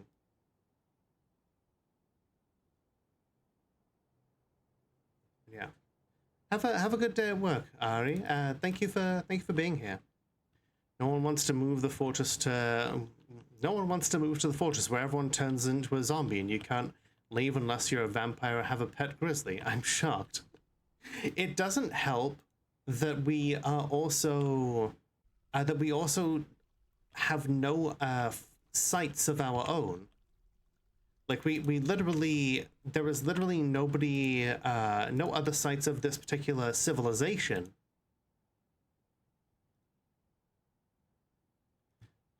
And so, yeah, I knew going into this that this was going to be tough.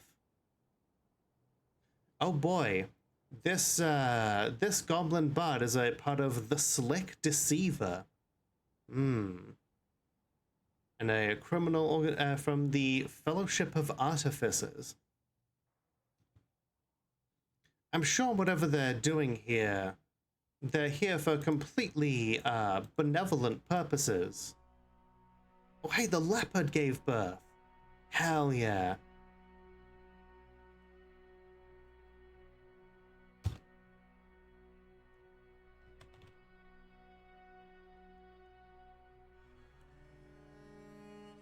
Yeah, they seem trustworthy.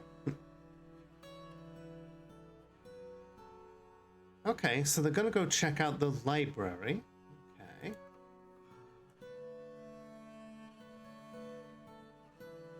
She has come to perform. She heard the Dead Meats was a place to enjoy oneself. The Dead Meats is the name of a tavern that is deeper down within the fortress. We named it that because of the zombie forgotten beast meat that we butchered up there. Okay, she's just kind of leaving. Okay. The name The Slick Deceiver just screams honesty and integrity. I mean, it could just be goblin naming conventions, but I also don't trust the fact that they have. See this name here? Ilral? Ilral is a dwarven name. So, and the same with Nithi Lolamali. That's an elven name. The fact that we've got goblin dancers from the Slick Deceiver here.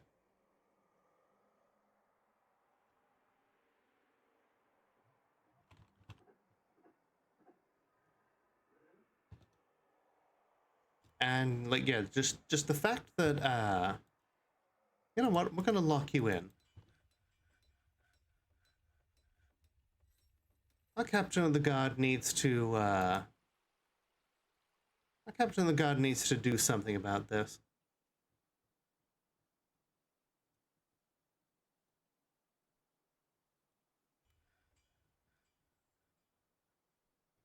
Okay, the merchants from the dwarves have embarked.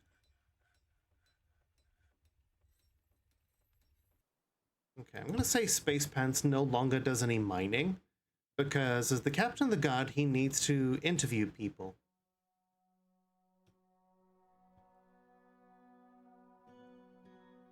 Okay, there we go.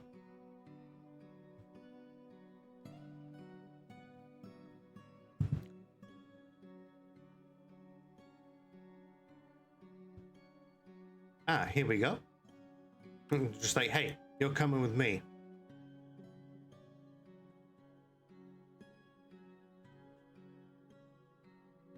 Frustrated considering the scarcity of cages and chains.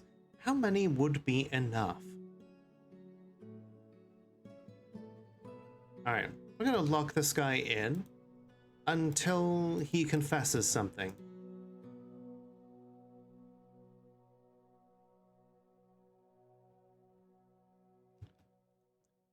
What does the interview say? Met with subject. Appeal to subject's belief in the law. Subject values the law despite being intellectually stubborn. Subject reveals that Nethi Blossomdeer is in fact an assumed identity. Subject's true name is Osbu Circle Menace. She's used a whole lot of different aliases in the past. Has begun embezzling funds. Subject corrupted an unidentified creature to have an agent in Shrine Flu. In the early spring of 609, subject has the goblin bard Zaneg Lens Elders of the Vigorous Nets corrupted an unidentified creature in order to have an agent in Ironspire. Oh, Ironspire was the last fortress that I made. The one where we killed that lizard demon. And it looks like she is plotting to steal multiple different artifacts here. So, she admits to it. Okay. You have confessed to espionage, and you are convicted. You are sentenced to... How long exactly? 224 days in prison. And we're gonna lock the door so she cannot get out. She can just stay there for all I care.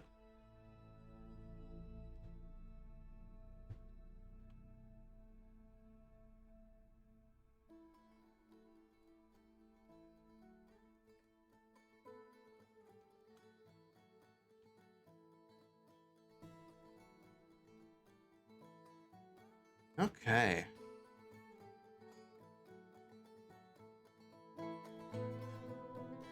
Are all our grizzly bears trained? They appear to be now. Okay. I think it's time we begin assigning people grizzly bears. Let's start with Tara. You know, she has a good reason to be one of our first. After all, she has a family. She has multiple children that she wants to protect.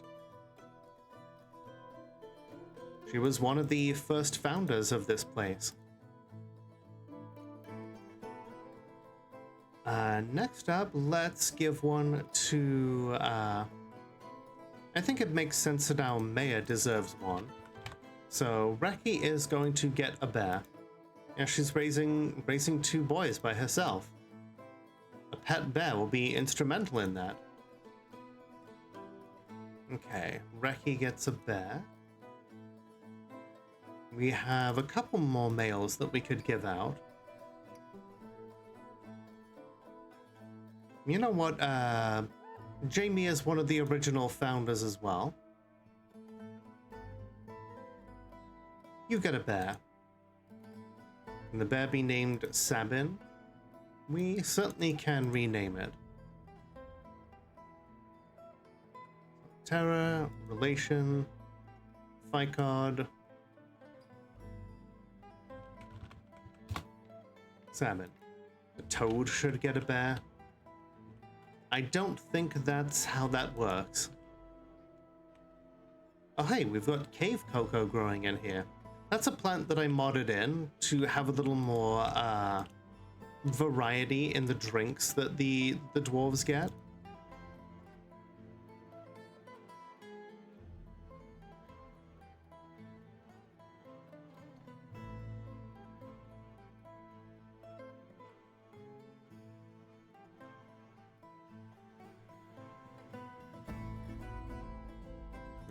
It's not your birthday yet. Still I cannot tell the game to give you a thing that it's not capable of giving you.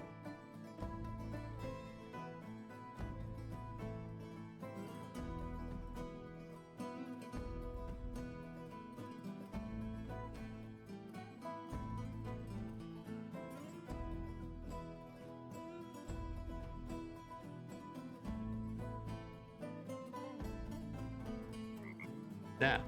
Give the toad's arms and watch the game crash when it can't pick up a crutch. Yeah, exactly. Okay. So, a floodgate here, and then a floodgate there. We'll prioritize that one.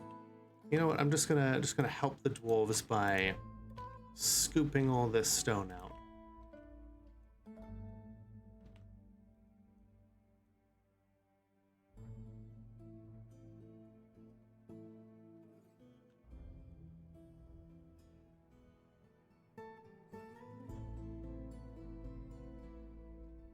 Sometimes you feel Ash is the most oppressed person in history. JC got... You know what? Yeah, JC Denton has nothing on her. You're right.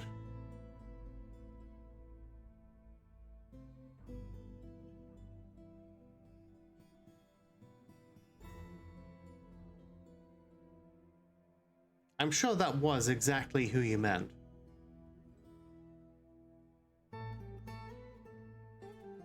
More oppressed than Arcade Ganon or something.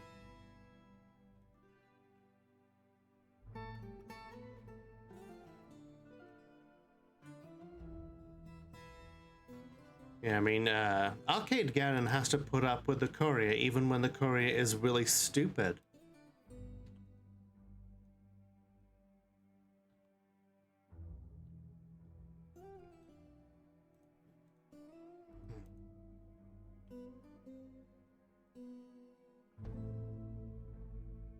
God, zombie reaches. That's terrifying.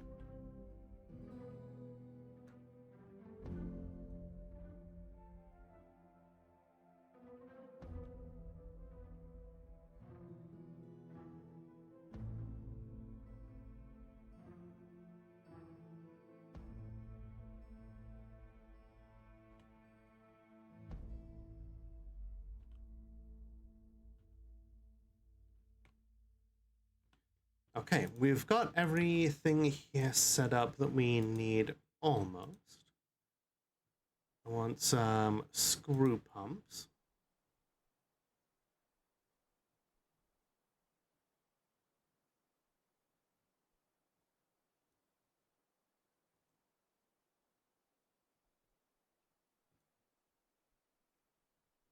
And then here we'll have just a small and modest mist generator here for the military.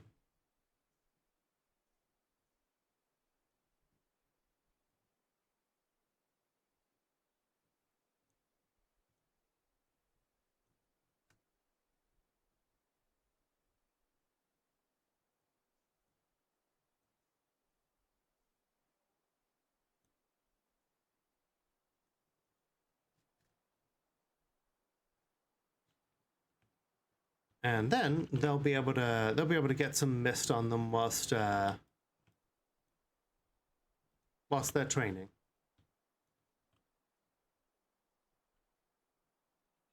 These vampires have had a pretty good run of that. Okay, so I have another lever set up. Which one was it? Okay.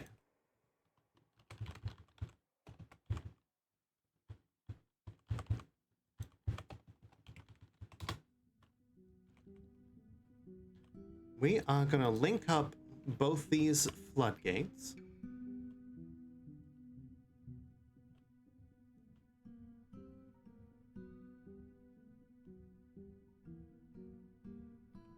Actually, you know what? No, we should not link up both of them to the same lever.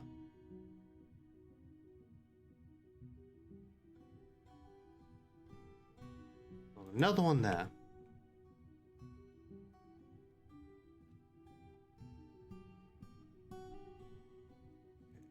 getting some iron going here.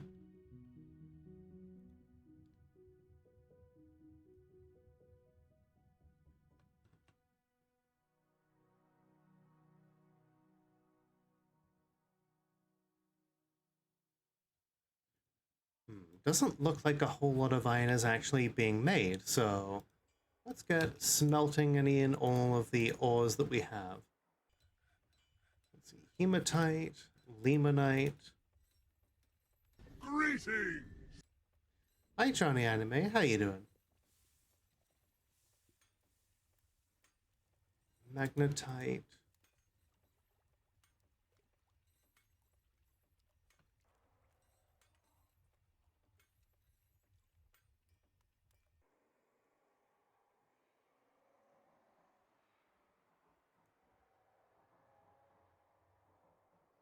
We're gonna keep melting some of those other objects because...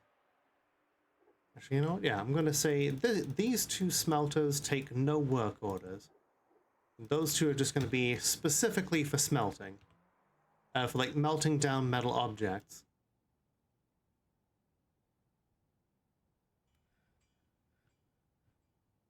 Hell yeah, Dwarf Fortress, exactly.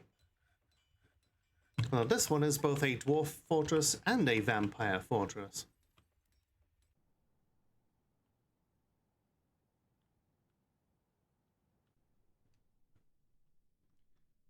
I have some plans.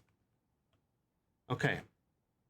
Then we're gonna, rather than worry about doing all the mucking around with that. Oop. Okay, it goes all the way around in a circle.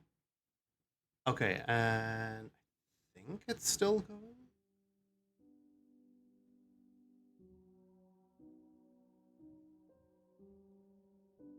Alright, just to make sure it continues, we're gonna pop some claystone statues down.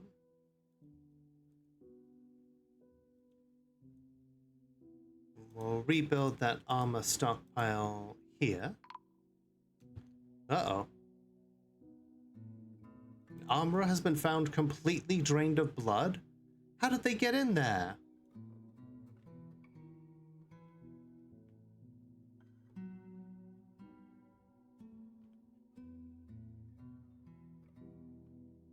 Oh, seriously, how did they get in there?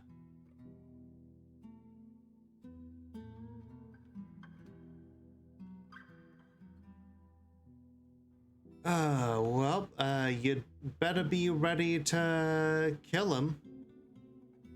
'Cause he's gonna come back as a zombie. Don't know if it was vampires. Well, let's find out, shall we?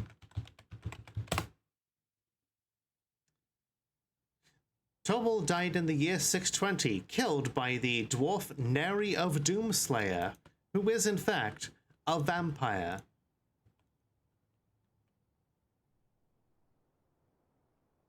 She always just seems to know when there's a handy dandy dwarf around to snack on.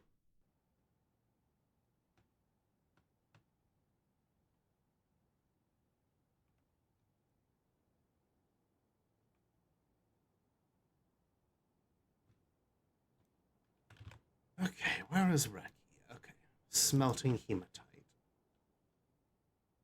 Just get hungry, I know, but it's no excuse to be, you know, Capri-sunning our dwarves.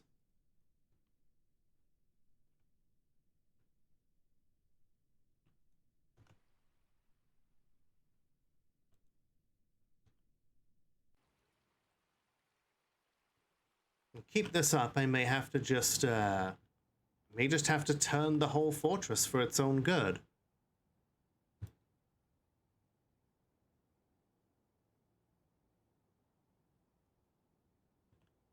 Well, now it's mangled, so we just destroy it.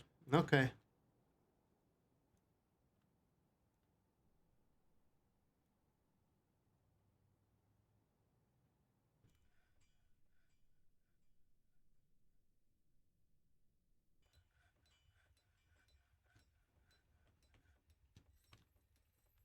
Okay, get linking that one up.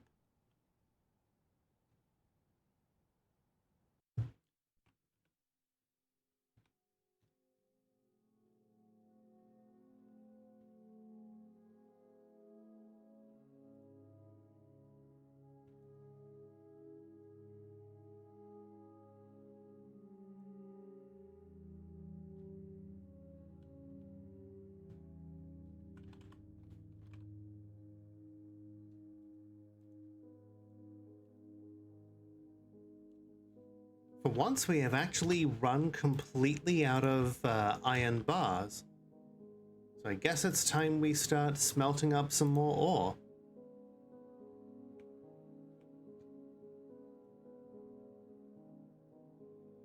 Okay, we've got some iron here.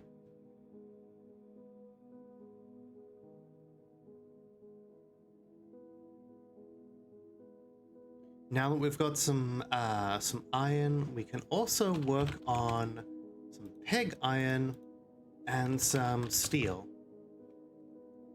At least once we have pig iron. Then once we've got some steel, hell, we should also put some silver in here.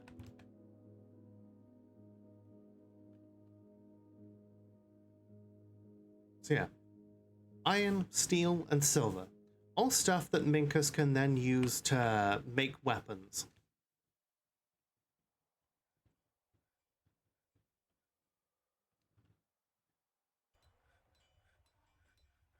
Oh hey, another goblin with a suspiciously elven name.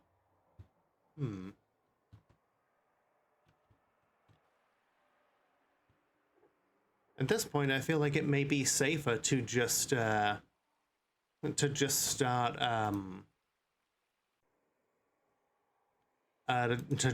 killing any visitors that seem suspicious.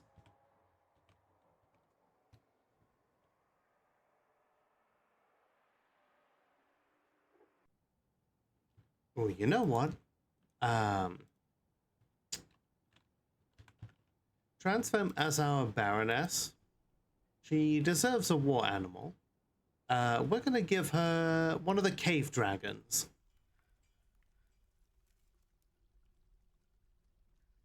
Make sure that she never falls.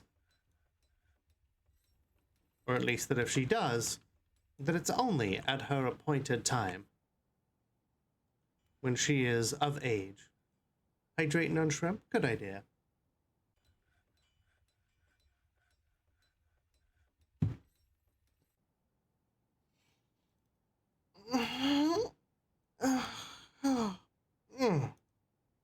I stretched so hard that the scrunkly dude went away. It was his appointed time after all.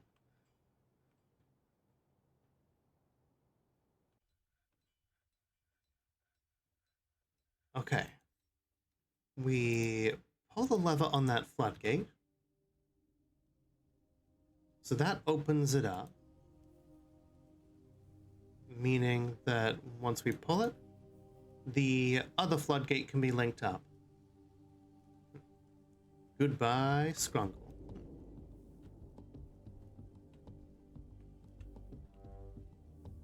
Okay, this vampire is stuck in meeting mode again. Okay,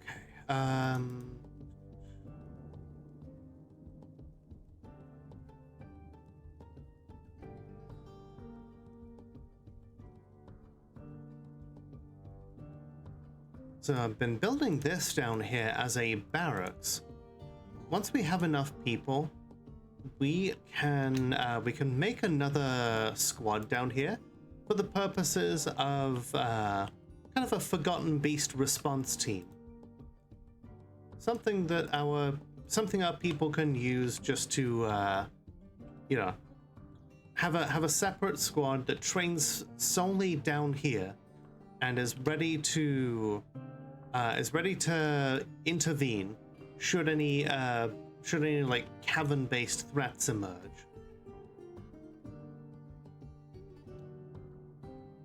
But ever since that web spitter showed up, that plan's been kind of on the back foot.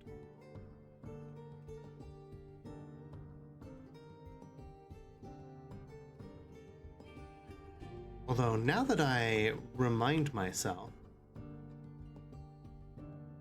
let's see if we can finish up that silk farm as well. After all, we are very much worth it.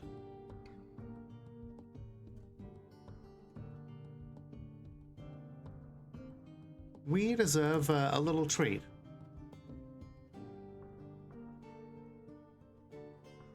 And by treat, I mean having unlimited silk for all time.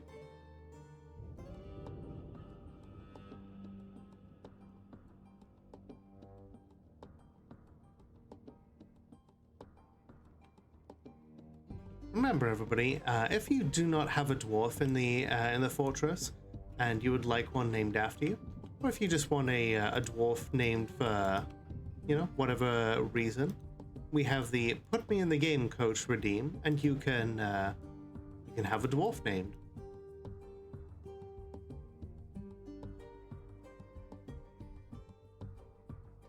Okay, we've got some good dispersion going on in the mist generator now. Let's see, Sid says, I have learned about biting. It is interesting. Looks like she's doing pretty well for herself.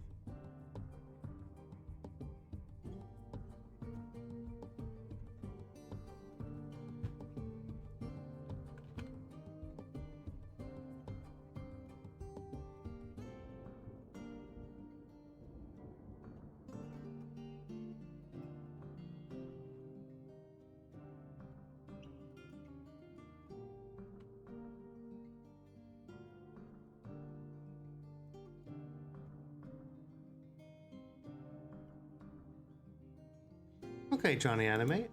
What kind of dwarf do you want? We've got all sorts. We've got siege engineers. We've got fishers. We've got plenty of vampires still. We have weaponsmiths, farmers. We've got other military dwarves. We have crafts dwarves, cooks, medical dwarves. We have a whole bunch of children. We even have a couple of elves. Weaponsmith or engineer, please. You got it.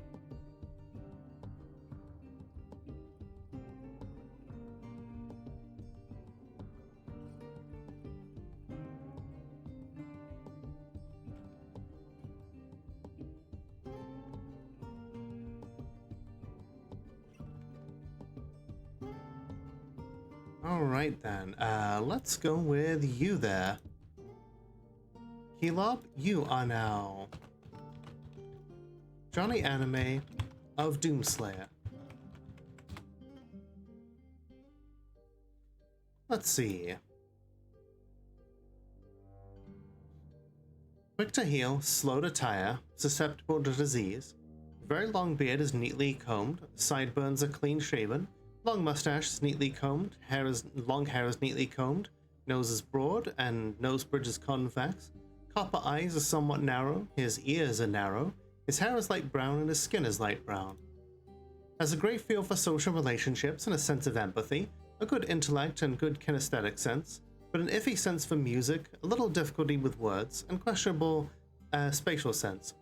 He is unfriendly and disagreeable, and is bothered by this since he values friendship. He's very impolite and inconsiderate of propriety.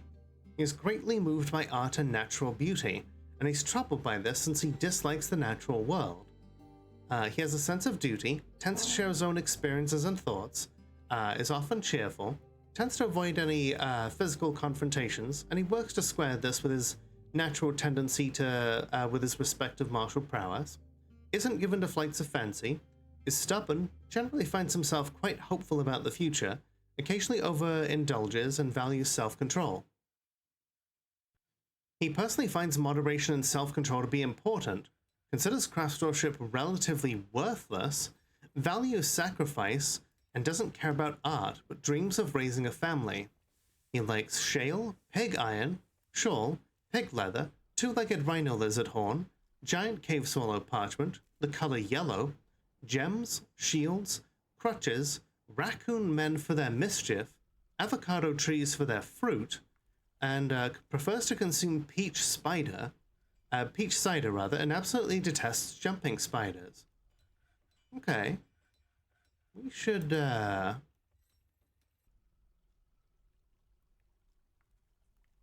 mean, it does explain why he's wearing like a yellow cloak, if he has a preference for yellow items. Let's give him a statue in his room. We'll make a statue of a raccoon man.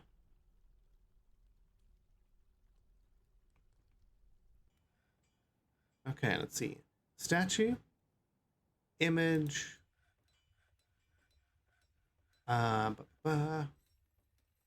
new image, creature, raccoon man, and a shield because he likes shields. The raccoon man is admiring the shield. Hi, Space Pants. How you doing? It's good to see you. You have been leading us well as captain of the guard. You've been sniffing out some traitors to and spies. So, thank you for keeping us safe. How have you been doing?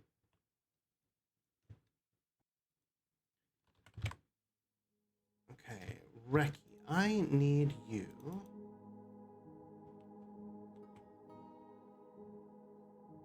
to go and have a meeting. Because one of those vampires just really wants to have one. That's a goose.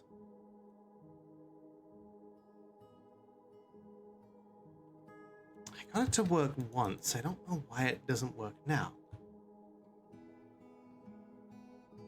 Oh no, no, no, no. You're not going out there, young miss. Don't know if you've noticed, but you're a vampire. Ari is reciting some poetry. What kind of poetry are you reciting? It's called Domination. The first part is intended to describe the past. Second part is to offer a different perspective on current events. Any day. Lola, Doc Vivi, thank you so much for the raid. For those who don't know me, my name is Lola, the world's only Molotov cocktail VTuber. I checked, and today we are playing some Dwarf Fortress. How was, well, what were you streaming? Doc Vivi likes doing some pretty wild games that are kind of, popular with the same sort of people that like Dwarf Fortress, like Caves of Cod, as well as some, plenty of wild games that have basis in scientific stuff, because she is a scientist in real life. How was Vintage Story? And if you need to raid and run, I totally get it. Streaming does take a lot out of you. Otherwise, feel free to sit yourself down at one of the bar stools, or slide into one of the booths and help yourselves one and all to a hot drink. What you do with it is your own business.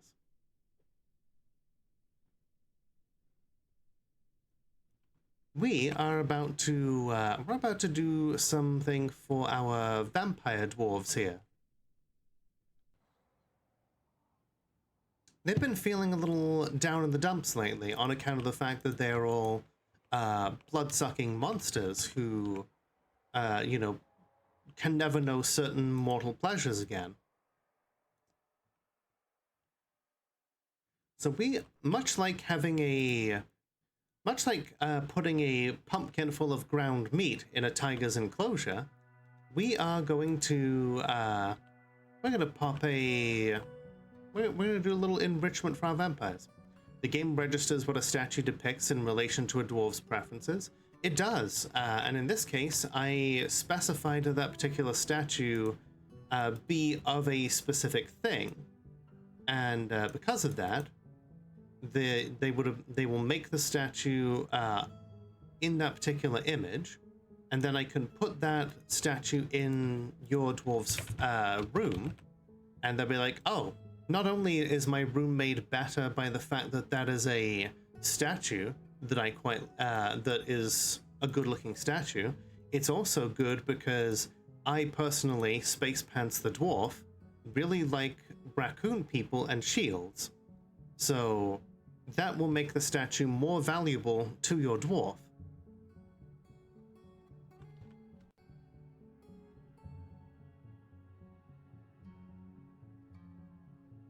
Isn't it just? I love that. Okay, let's see.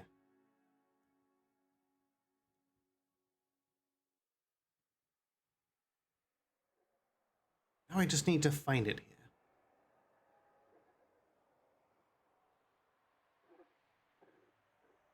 Ah, jet statue of a raccoon man. Oh hey, the Jabra grew up. That's cool.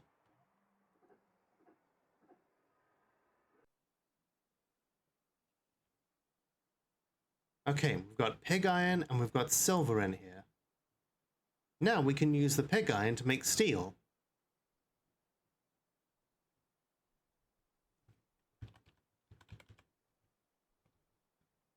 Just as soon as we have more iron. Neri has grown attached to a particular warhammer. Okay. We're going to lock the vampires in here.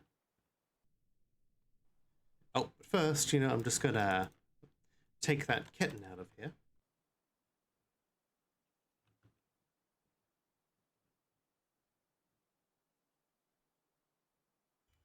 And this floodgate here. We're going to pull the lever on that floodgate. That causes water to start crashing down.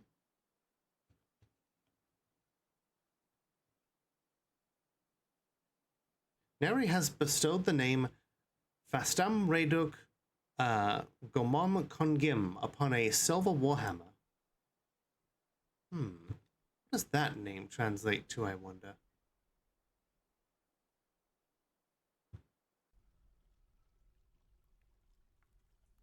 Okay, that seems to be flooding the hospital first more than anything. Okay, you know what? I'm gonna lock the hospital up. We'll deal with the flooding issue there later. Oh, it's pouring out of here. Quick, somebody plug up that leak. Real quick.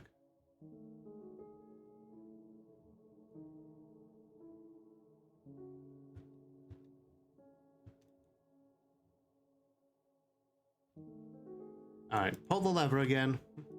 We're not as ready for this exercise as I thought we were. Okay.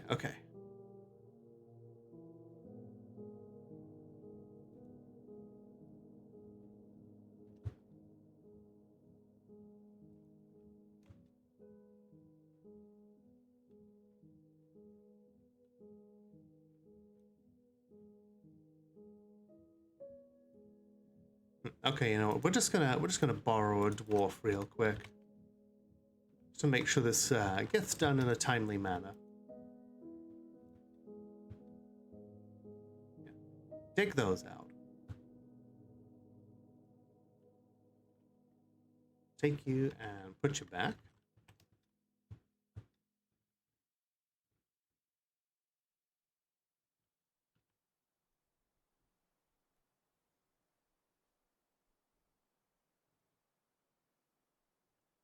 Water at this location? Yeah, no shit.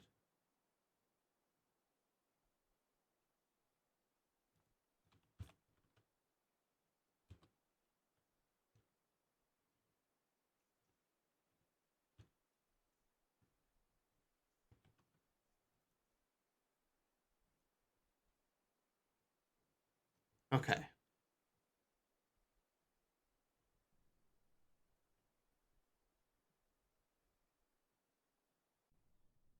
I'm gonna try this again. Pull the lever.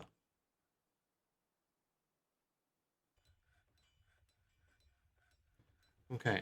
The water is now freely flowing. It goes down here. It will eventually fill up the hospital. And when it does, it should overflow down here. We can make this a little more sophisticated later. But right now, my plan... Okay, the water is pooling along here. It's going to go all the way down here. And then it's going to go into here. And you may be thinking, but Lola, that's where the vampires are. I'm like, yes, it is. But worry not, my dear friends. The vampires cannot drown. And because vampires cannot drown, they will get experience swimming out of there.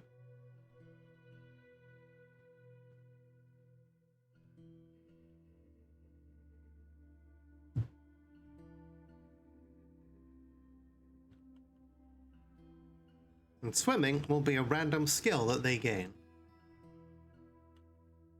And just in case this absolutely fucks up for some reason, I'm just gonna quickly save this.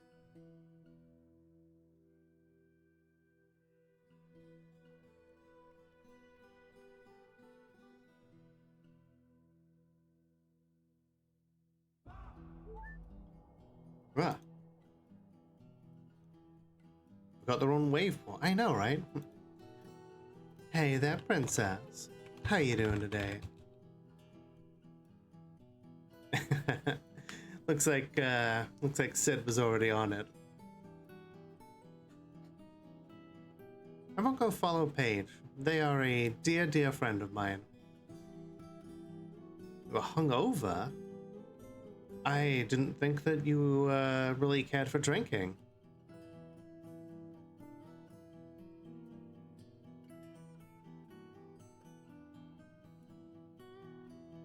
Three pina coladas?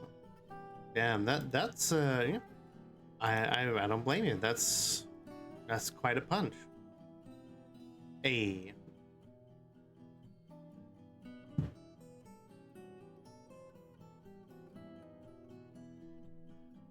Well, hey, I'm glad that it was for a good reason. I'm glad that I'm glad you had fun. And, you know, I hope you recover swiftly.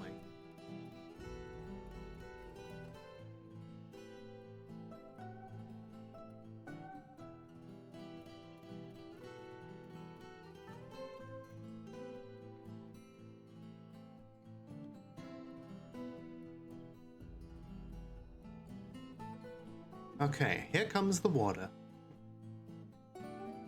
I think if I add in some hatches here to change the flow of where the water goes in the future, that this will be easier to do without incident.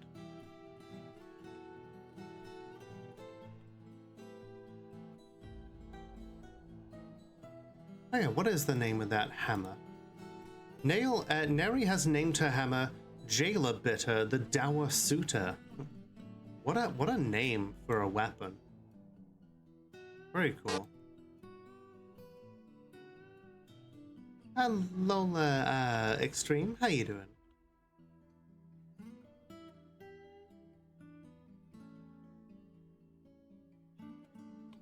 Okay, so this water is below surface level, so it should not be affected by winter.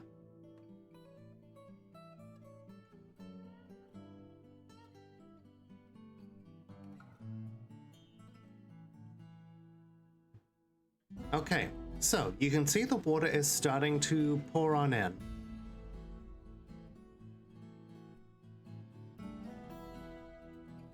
And it fills up to 2 whole Z levels. Hi Serena, thank you for being here. Welcome on in. How you doing tonight?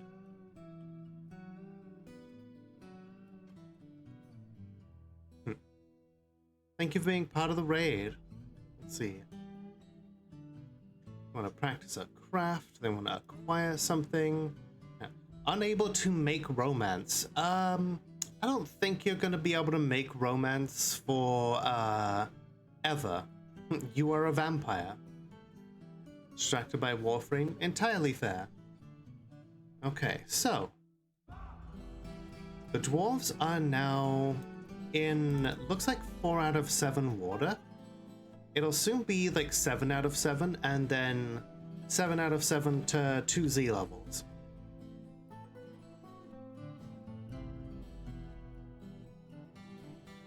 Just gonna widen the space here a little bit. Give the water a good place to disperse.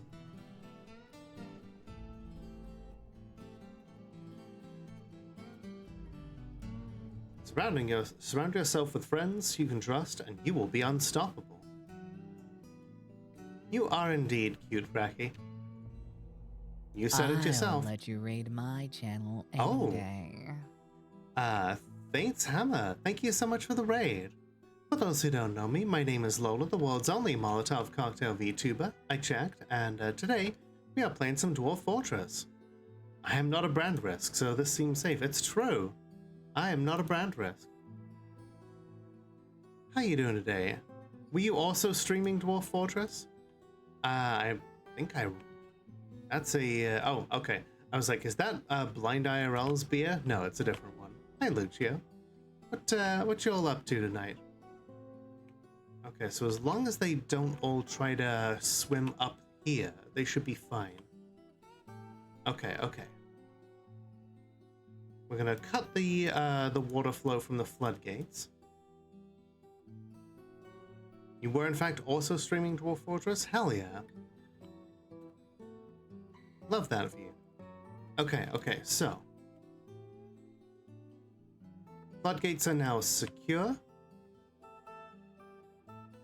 The water just keeps on pouring in.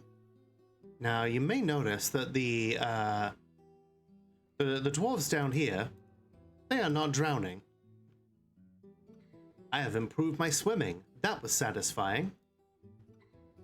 I've improved my swimming. That was satisfying.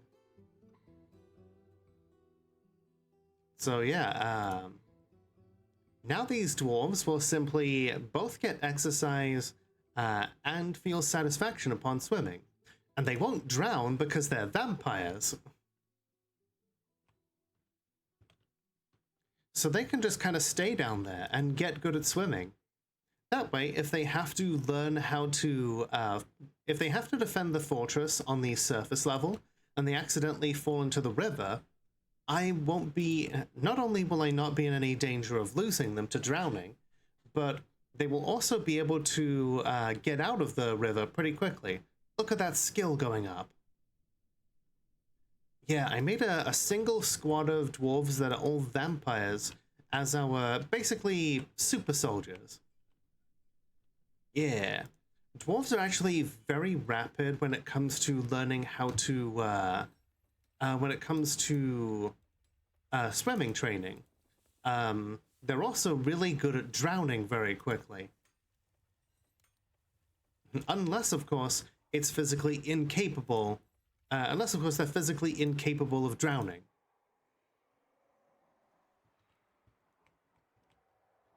So yeah, it's partly for the swimming, like partly for the training of it, and also partly for, partly, as I said, for the,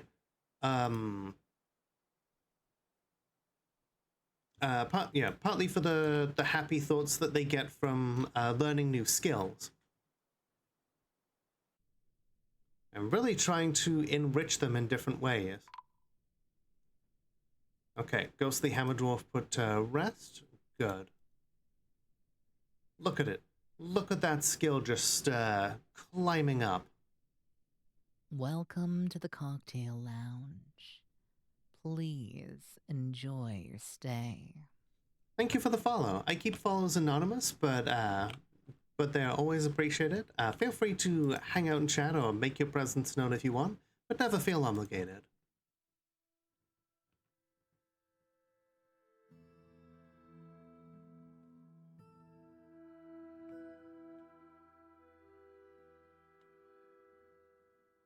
So yeah, once these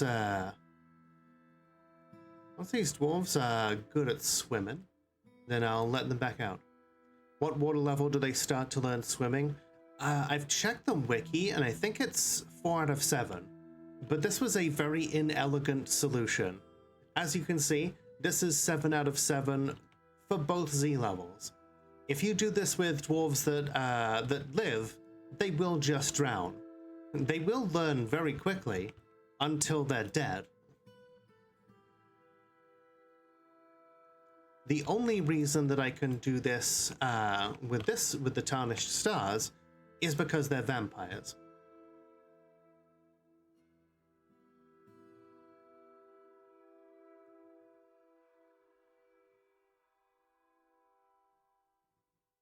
So yeah, and because they don't get tired, they are also constantly training strength as well as swimming. So you add all that in, and this is really useful for them. Yep, vampires do not breathe, and this is also a good way to clean them off, as well as build up their strength and swimming. Hi, Adept. How you doing? Hydrating on shrimp? Thank you. Oh, oh, oh.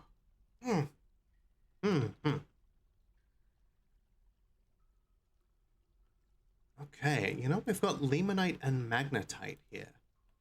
We should chip through more of that. We've been running out of iron ore. Enjoying the night? Good. I'm doing pretty well. Let's see. All right, let's get Raki back in here because this same dwarf, this same goddamn dwarf, keeps wanting to have meetings with the mayor.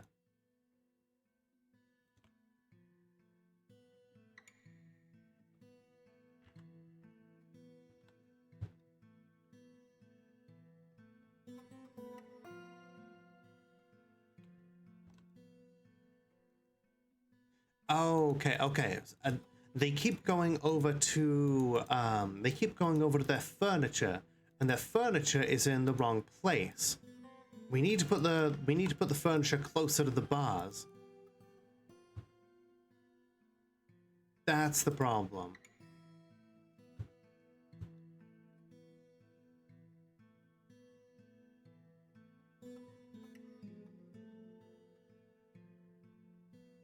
I get the problem now. Okay. I'm gonna try this out.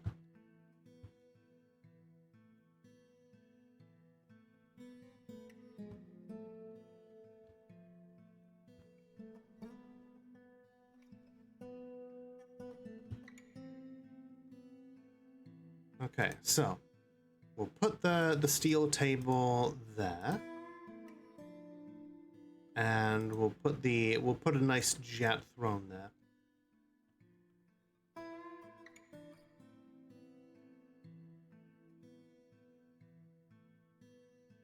Look at that. They're already competent swimmers. I'm so proud of them.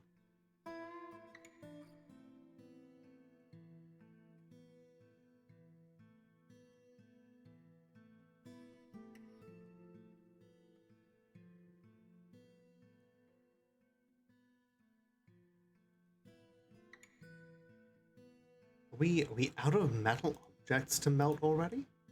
Surely not. Okay. Maybe we just ran out of fuel.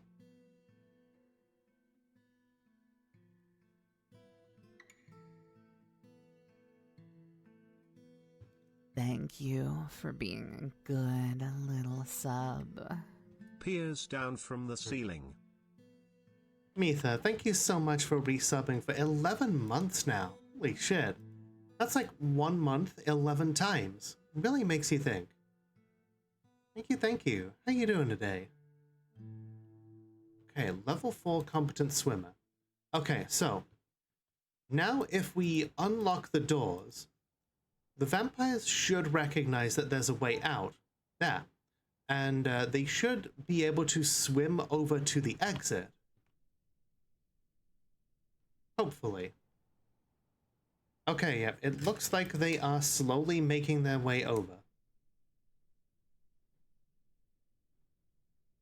I guess it is difficult for them because they are wearing like full plate whilst they swim, and they're trying to get up 1Z level to get out. Okay, yep, there they go. Splash.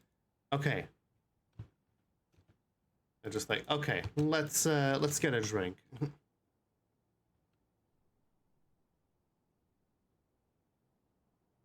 All right, look at that. Very proud of them. How's fellow gays? We are doing very well, thank you. How about yourself? I'm just training my vampires on how to swim.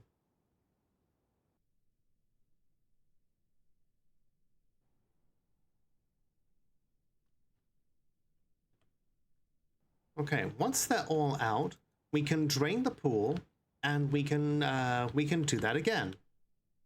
All right, we're gonna unlock the hospital so that we let the water out as well. You heading out early to finish your syllabus? All right, Adept. Have a wonderful night. Thank you for stopping in. If you ever want a dwarf named after you, Thank you for feel free being to a good little sub. Hey, Jack! It's our favorite Union dog boy from the Army of Tennessee. How you doing? It is delightful to see you, as always. Thank you for starting a hype train. What you up to? Want some validation? I'm always happy to validate you, my dear friend Jack. Thank you so much for being a part of my life.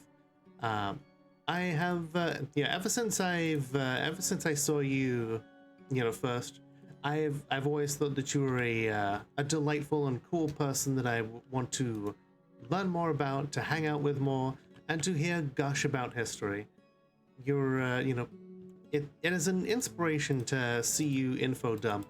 It was wonderful to catch your Civil War, your history discussions. I love like hanging on your every word as you describe the one of the dumbest military maneuvers in history from a man who once famously said, "Never fight uphill, my boys." Discussing the usefulness of Macintosh carbines and the difference between cavalry and mounted infantry. I ideally love playing Hunt Showdown with you, and watching you get all tense as we desperately stuck around watching for the bounty to finish going. I loved I love playing Hunt Showdown with you. It was great to introduce you to it, and to see you get excited over the different types of weapons and their authenticity or lack thereof. It's it's awesome to hear your cool opinions on the fact that General Sherman didn't go far enough, or opinions that would perhaps label me a brand risk these days. But nevertheless, however we choose to spend our time, and playing Dwarf Fortress together, I that was fun as well. I enjoy your company. I respect you as a person, and thank you for being a part of my community. Thank you for introducing me to yours, and just being part of my life. You are super hacking valid. Ooh woo.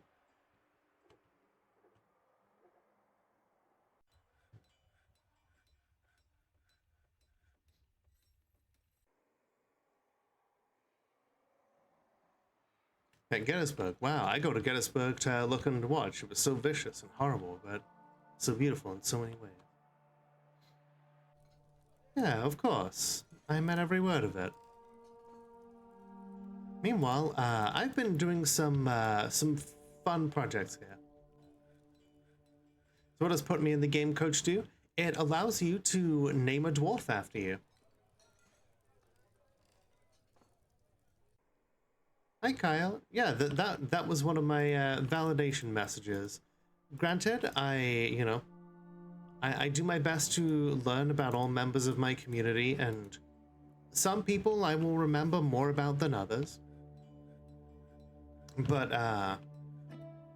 yeah, I do my best, and I never say things that I don't mean. All right, Jack. What are we doing? Do you have a preference? We have plenty of military dwarves, some of which are vampires. We have weaponsmiths. We have animal tamers. We have all sorts. As long as you have a dwarf, you're happy. Fair enough. Then I think you would be happy to be part of the.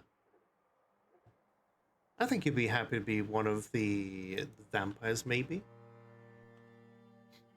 They're a small but powerful group of great warriors who have cast aside their mortality to protect their home.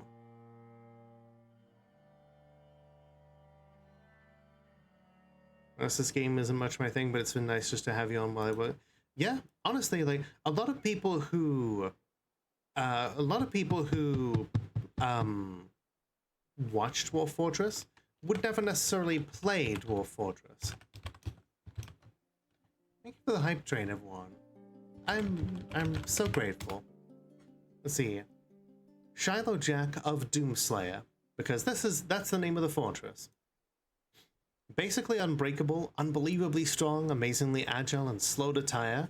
Part of that is extreme training, part of that is being a vampire. Extremely long beard is braided, sideburns are clean shaven, very long mustache is neatly combed, long hair is braided, nose bridge is convex, nose is narrow, amethyst eyes are narrow, his ears are narrow, hair is light brown, and skin is ecru. Has a stunning feel for spatial relationships, unbreakable focus, astounding feel for the position of his own body, uncanny intuition, an iron will, a deep well of patience, a way with words, a good memory, and an ability to read emotions fairly well. He has spent so long training. He never acts without prolonged deliberation, even to his own detriment and the harm of those around him, after experiencing trauma 4 years ago. He relies on the advice of others during decision-making, doesn't tend to hold on to grievances, is somewhat quarrelsome, tends to avoid physical confrontations, which is funny because he's one of our soldiers, but you know, I can respect that. He is quick to form negative views about things, can easily develop easily fall in love or develop positive sentiments. When he's thinking hard, he has a habit of licking his lips, funny as a vampire. He often greets others with a hug and scratches his ear when he's thinking. He personally believes that those who sacrifice for others should be deeply respected, strongly values tranquility and quiet, thinks friendship is important, values peace over war, and does not particularly value the truth, and dreams of raising a family. Some of our best warriors prefer peace to war, and that always seems to be the way of things, what I find. He likes andesite, brass, bandfire opal, quivers, flasks, blind cave bears for their drooping ears, and prefers to consume one-humped camel, finger millet beer, and apples, and absolutely detests oysters. Welcome to the fortress, one of cursed blood. Recognize that the power that you have is both burden and curse. You will not necessarily be loved by others, in fact, you will be greatly feared for this curse. But you will slay a great many evils with the power that you have. And you will be remembered kindly by history for the great burden that you placed upon yourself. I have not seen the Odyssey yet, but I've heard good things. Oh, it looks like one of vampires has withdrawn from society and is now in a secretive mood. Let's see, what do they need?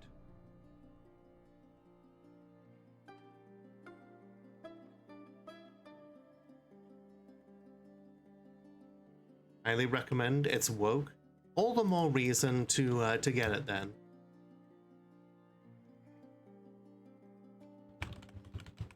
This will be the second time a vampire has had a strange mood. Okay, they want a stoneworker's workshop.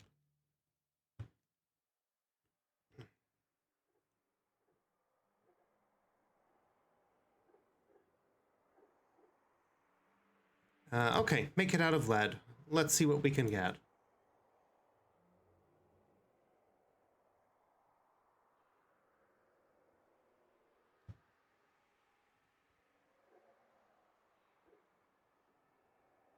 Now, let's make Shiloh also have some weaponsmithing under his belt. Because we need somebody to make a bronze pick. Because the vampires need to occasionally do some digging of their own to give themselves access to stone, for instance. Okay, this is going to be messy. But it's our first attempt at a solution here.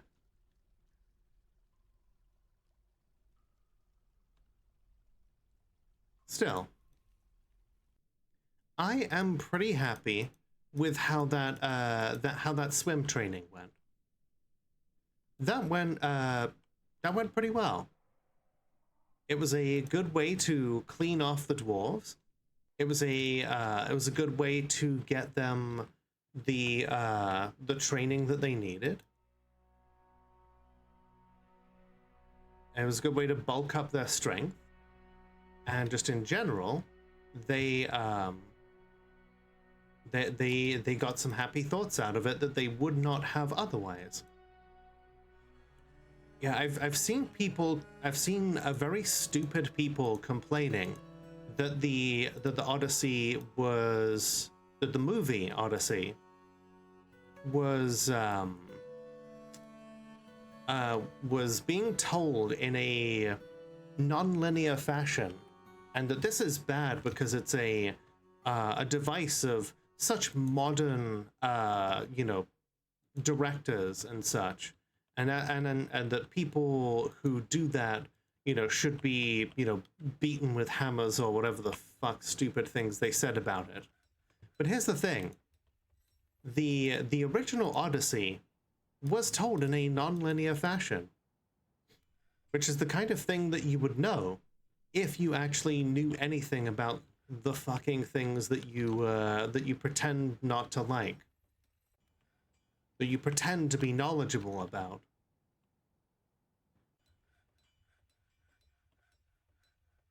If there's one thing that really annoys me, it's people who feign knowledge about something. People who pretend to be expert. Oh boy. The Forgotten Beast Ared Ithbib Baktur Mobmu has come. A gigantic hairy pterosaur. It has 3 narrow tails and it is ravening. Its sapphire hair is patchy. Beware its webs. Terrifying.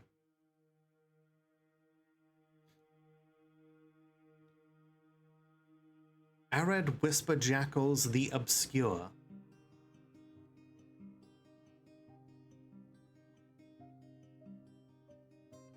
I wonder if it can see any other forgotten beasts here. I really hope it cannot path its way into the fortress with its wings.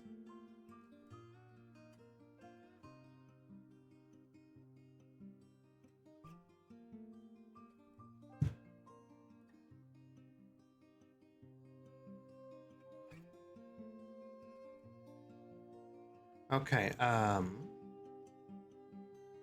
Mono. Hole digging is going well. But we just found a giant pterodactyl that can spit webs. And that thing is potentially a fortress ender.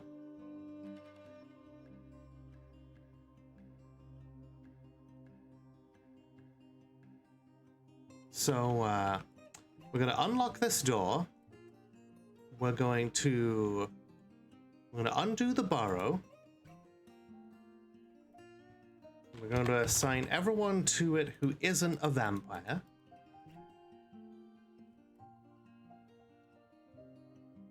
Polytron centrifuge. I see people are familiar with Mono's preferences. What the fuck? Okay. Now that it knows the door is open, its pathfinding should take it over to the entrance. Then we can lock it in there, and we can deal with it at our leisure. It will probably prefer living targets to undead ones, because Forgotten Beasts tend to be opposed to all life.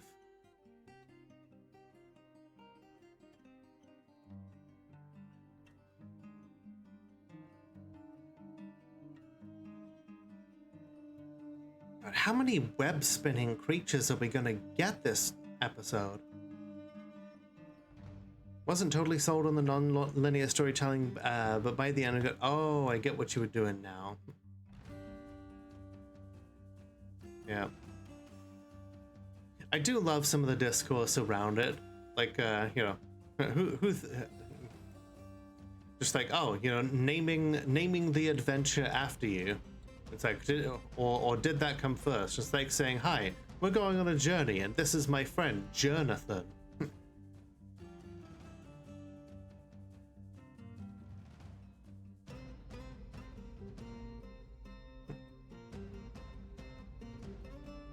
Like, when I was playing Hades 2, they actually made, they kind of lampshaded that.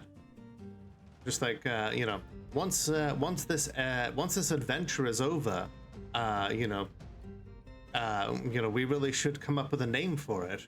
And I'm just like, really, like, adventure doesn't really seem to do it justice, Odysseus. Maybe West? You know, that doesn't seem right either, you know? And, you know, Odysseus is just like, oh, I'm sure I'll think of something.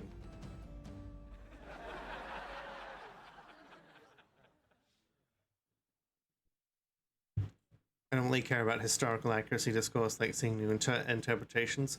Yeah, and people complaining about there being like quote unquote improbably diverse you know, appearances, i.e. people of color, are just being racist because, you know, like literally there was like an Ethiopian army in the Odyssey. What the fuck color do you think people from Ethiopia were going to be in times of ancient Greece? It's just dumb. Oh shit, a siege engineer has been found dead? What the hell happened?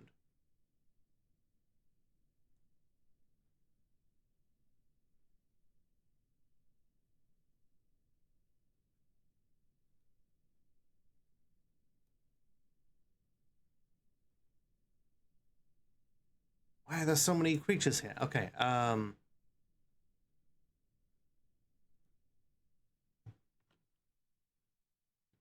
what happened? Oh my god, zombies of all sorts are coming through. You know what, fuck it. Up you get. Funny thing about what we've heard of the new Odyssey, the message of Nolan's Odyssey is very conservative, but since there's a black woman and a trans man, they can't stand it. Yup. Myth certainly didn't care for accuracy. Any reality they were based on is interpreted through its own lens. Yeah, absolutely. I think, yeah, if you are that worried about historical accuracy, then okay, you know what? Fuck it. We're gonna lock this place back up. I think maybe stop being a little bitch about it. Honestly. Transfemme is demanding a fine pewter slab in her tomb. Do we have any fine pewter? Oh, we have 33 bars of fine pewter. Okay. Fine pewter slab. What do you mean? It's literally impossible to build a fine pewter slab. How can you demand something that it is literally impossible to make?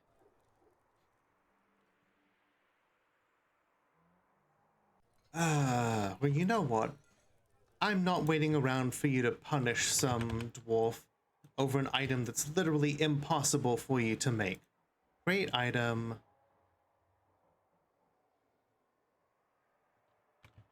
Slab. Inorganic.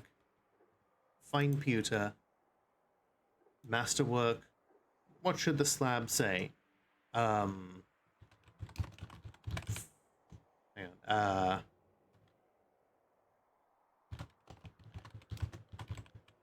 Pet kitties suck titties, spend fitties.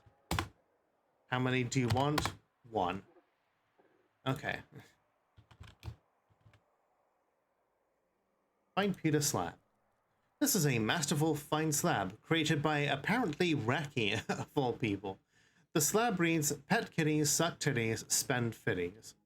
Perfect.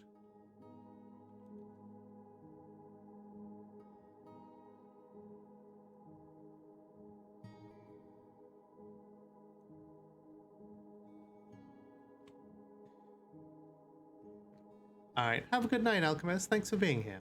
If you're that worried about historical accuracy, you wouldn't be conservative or fascist in ideology. Exactly. Like, there's so much of it that is just, you know, they don't like history. They like the idea of history. They like the vibe of feeling historic without actually like being authentic to history. All right. It looks like nobody here is okay. Looks like no one here is trying to escape now. It looks like everybody is doing okay. All right. Actually, you know what? We're gonna pause that burrow. We're gonna add a new burrow. Add new burrow, and it's just gonna be the confines of the tavern. We are going to name this one Hide from Vamps. We are going to assign everyone to this except the people who are vampires. I'm going to have the burrow unpaused. We are moving literally everyone into this burrow. Everyone.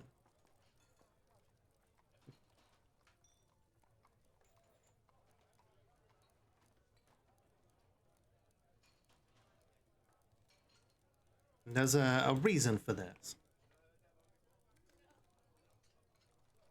I want everybody in here because I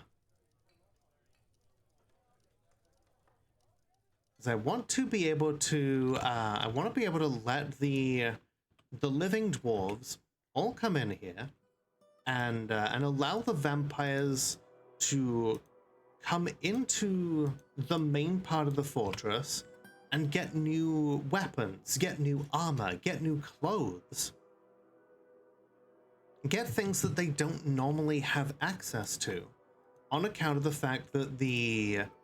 Yeah, you know what, we'll pause, we'll make some extra layers of defense here. Yeah. Basically give them access to the rest of the fortress without having to worry that someone is going to get bitten.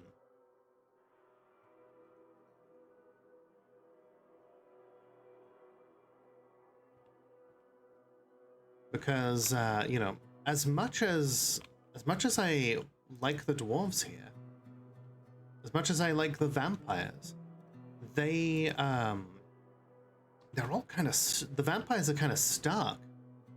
They're unable to go out and get what they need.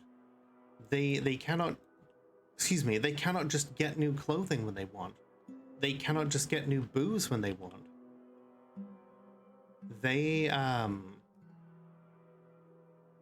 There's all sorts of things that they just, that they are deprived of.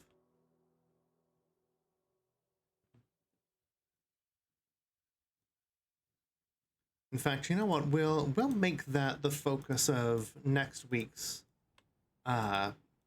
session, I think.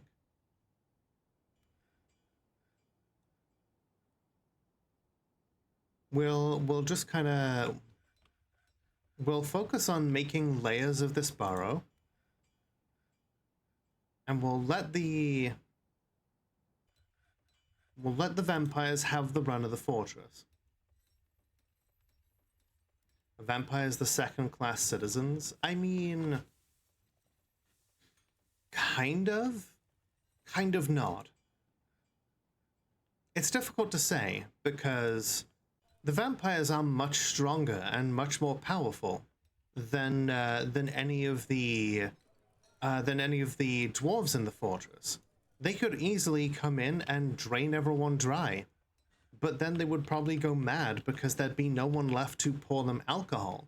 There would be no one left to, you know, produce them new clothing. There'd be no one left for them to socially interact with. It's kind of a symbiotic relationship. They rely on the living to produce the stuff they need, and in turn, the living turn to them when the most powerful threats come to invade our fortress.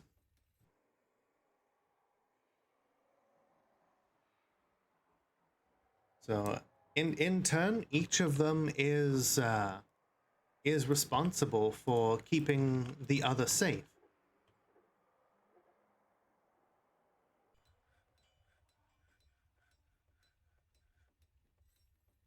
Of how the toads are gathered in the cafe like they're gonna have a meeting. Yeah, I basically penned all the toads in there.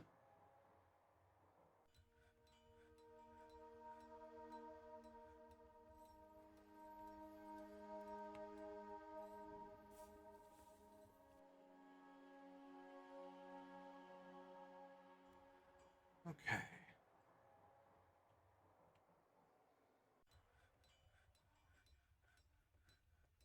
I think in the meantime, you know what, we'll just, I'm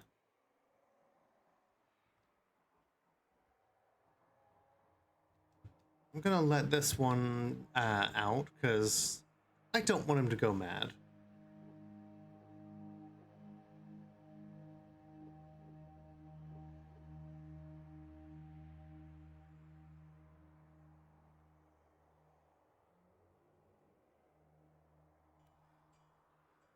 Okay, he's gonna go pick up his, presumably leather or something.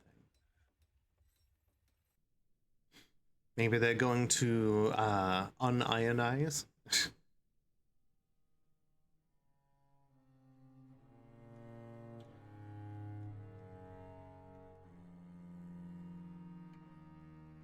I'm sure they enjoy...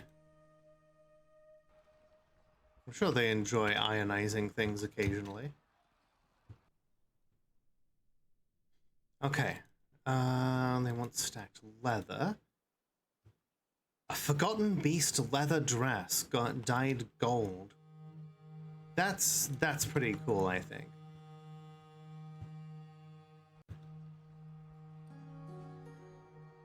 Forgotten Beast material is, you know, surprisingly low value, which is really weird because it's leather from a one-of-a-kind monster.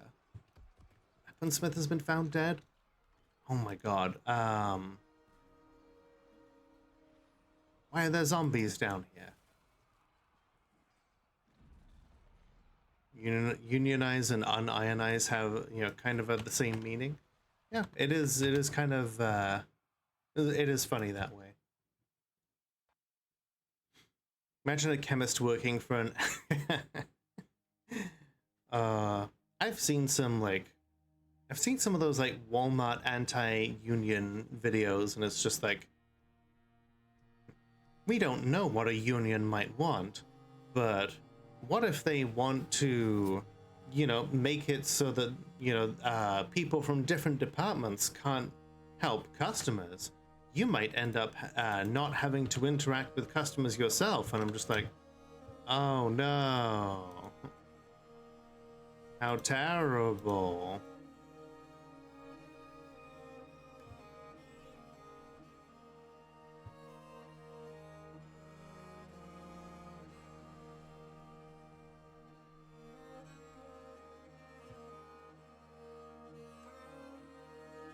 Yeah, it's very dystopian.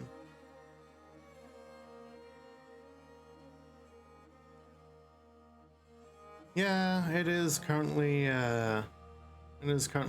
kind of that way, yeah. God forbid your workers only do what they're paid for. Mm-hmm.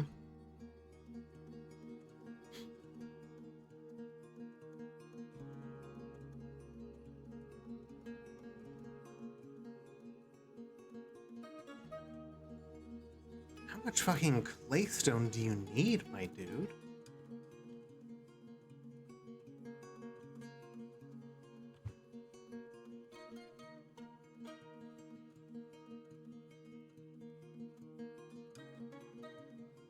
You there, Momas, the helper. Can you, I need you to do some mining. We have a single pickaxe within the enclave. So a stat today that a quarter of Americans say they can't quit their jobs because of health insurance. It's pretty fucked. It's incredibly fucked.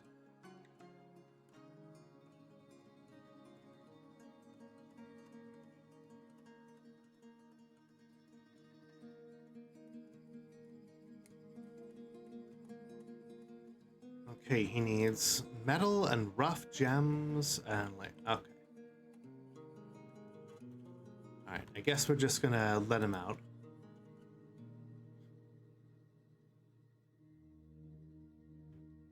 I could just like lock all the other vampires in, but this is quicker. I don't like onions because they taste bad. Go, onion! I need to collect the tools.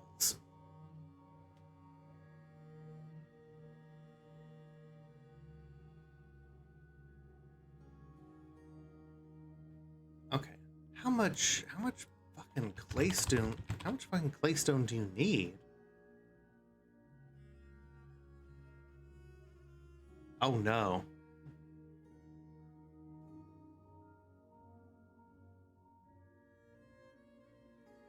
Oh, he's collecting too much stone. He's collecting too much stone because he doesn't normally have access to it. And okay. I think I've discovered a problem here. Hang on.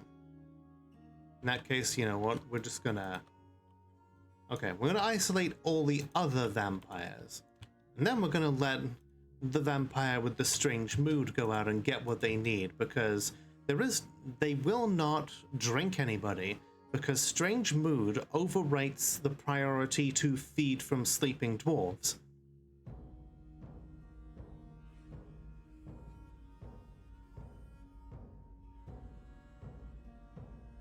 Right, and from a practical standpoint, you would think that not having to pay for health insurance would be a good financial incentive. But no, they want that leverage.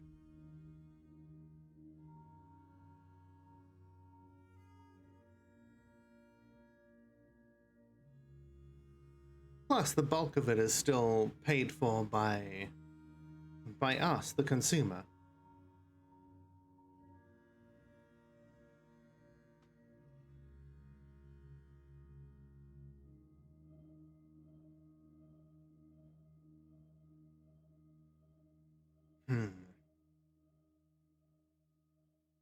Der Cave of Blunten Smoken?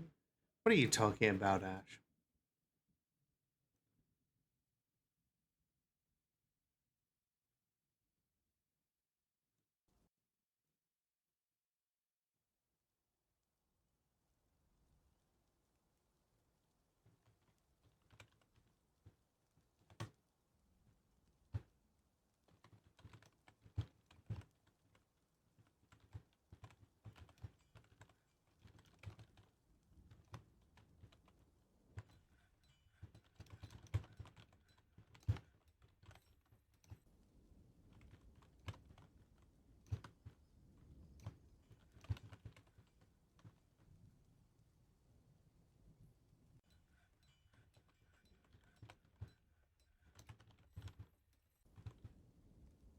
But no one will want to work for us if we and then we'll go bankrupt. I mean, if your business cannot survive yeah, if your business cannot survive such things, then you have no business being in business.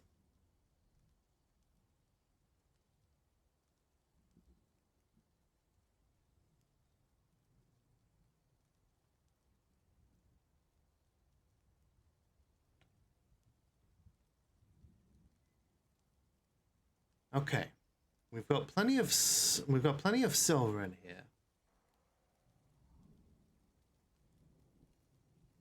We're gonna make some steel in Minkus's forge, and then finally we'll get him out. If your business needs extortion, that's just a racket by any other name. Exactly.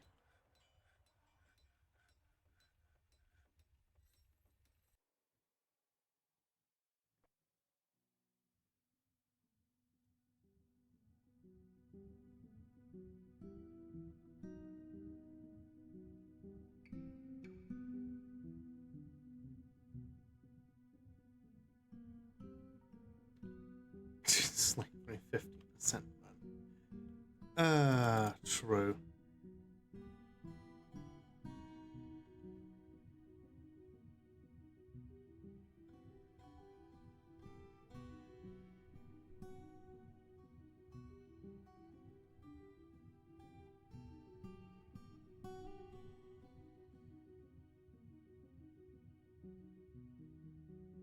You know, we've got a couple of goblins here, and sure, they are part of the fortress, but our chief medical dwarf has been pointing out that, sure, at the end of the day, the vampires have been getting some alcohol here and there, but also, what if they could, you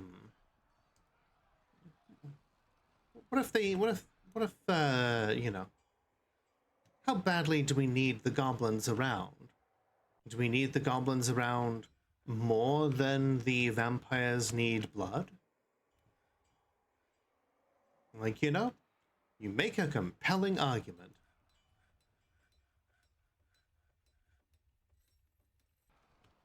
We will take it into consideration.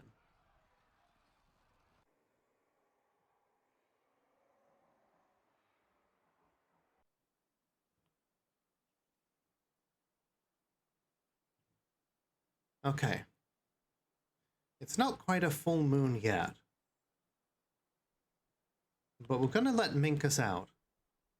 And we're gonna let him explore his new enclosure.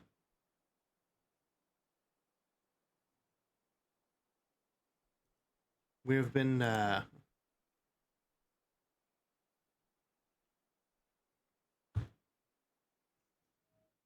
actually, no, you know what? Not yet, not yet. We still need someone to make a single bar of steel. He can make some silver warhammers, but it would also be good to if he were to have some steel to make at least one steel weapon of some sort. But yeah, we are so close to letting him out. And then we can kind of put Tara in here to have a look at him through the bars, and maybe even do some, shall we say, conjugal visits. Overall trade sentiments are fantastic. Hell yeah.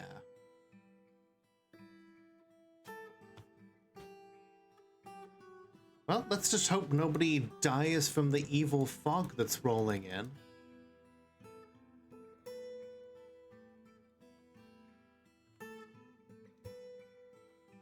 Well, some of the elves are already turning bright purple. That's a effect of the mild necrosis that happens from the fog. And that's partly why our dwarves all have head veils and masks. Does it help? Who knows? Okay, we have a couple of steel bars. Okay, now, dig through. Why are you taking from his private stash? Did I get going? Well, hey, thank you for being here. I really appreciate you. A human forlorn corpse. Ramcal. Let's interview them real quick. You never know when someone's gonna try and overthrow you.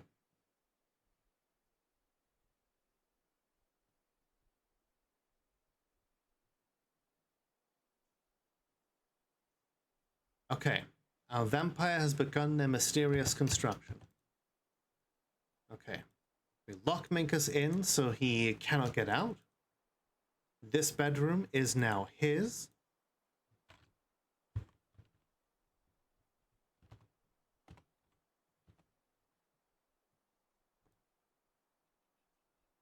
And then we make this area into a temple to no particular deity. That way, he has somewhere to worship. He has access to food. He can take a look at all of these cool items. He can eat. He can drink.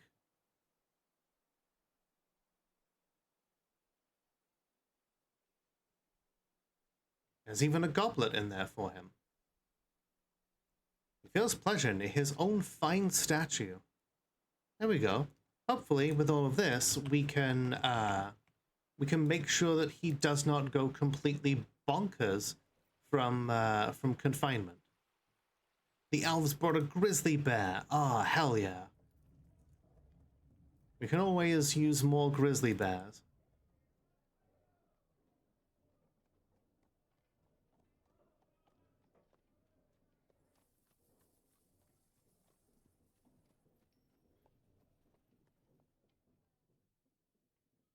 I don't need any of these. I don't need these nuts. The fruit, though, I will take that. Sand pears. We can make cider out of those. Bayberries can also be brewed into drinks and also dyes. You'll need more goods to make this arrangement. All I see here is not enough. How about that? Thank you for your business. Cool. Business concluded.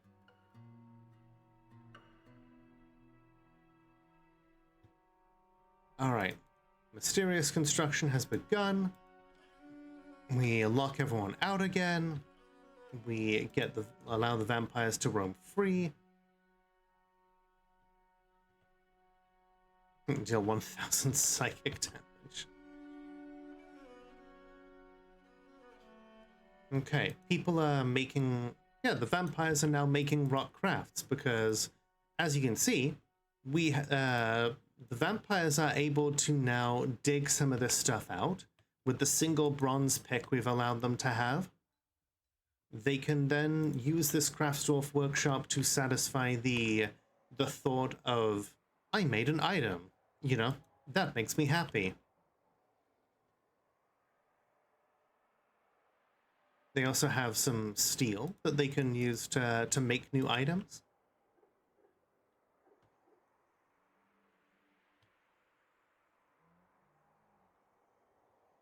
We are doing our best to make sure that they can live full lives. Ooh.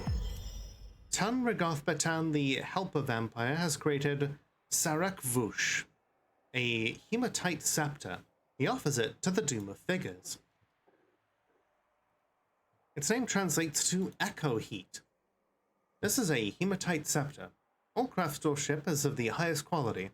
It is encrusted with claystone cabochons, decorated with forgotten beast leather and unicorn leather, and encircled with bands of round claystone cabochons.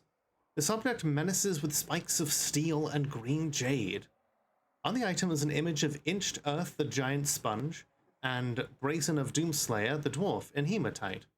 Brazen is striking down the giant sponge. Let's see. On the item is an image of Gatesalve, the Martyr of Pinnacles, the singing metal spear in claystone. An image of Urdim, Strifeful Merchants, the dwarf. On the item is an image of the giant sponge, again. On the item is an image of an emerald cut gem in forgotten beast leather, and another image of Gatesalve in unicorn leather. I always associate those with ceremony rather than combat. Yeah, and that's definitely the intention of that piece there, I think. But for now, this is where we will leave it. That particular...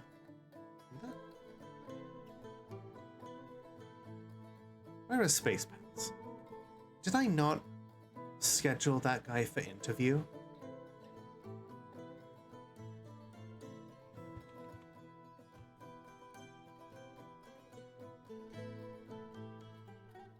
Okay. We went and raided the goblins. We killed more zombie woodland creatures here. We trained our vampires in swimming. And you know, I think we're doing pretty good here. Next time, I want to make it so that the vampires can come out into the fortress proper for limited visits. Oh, and we also got Minkus a way to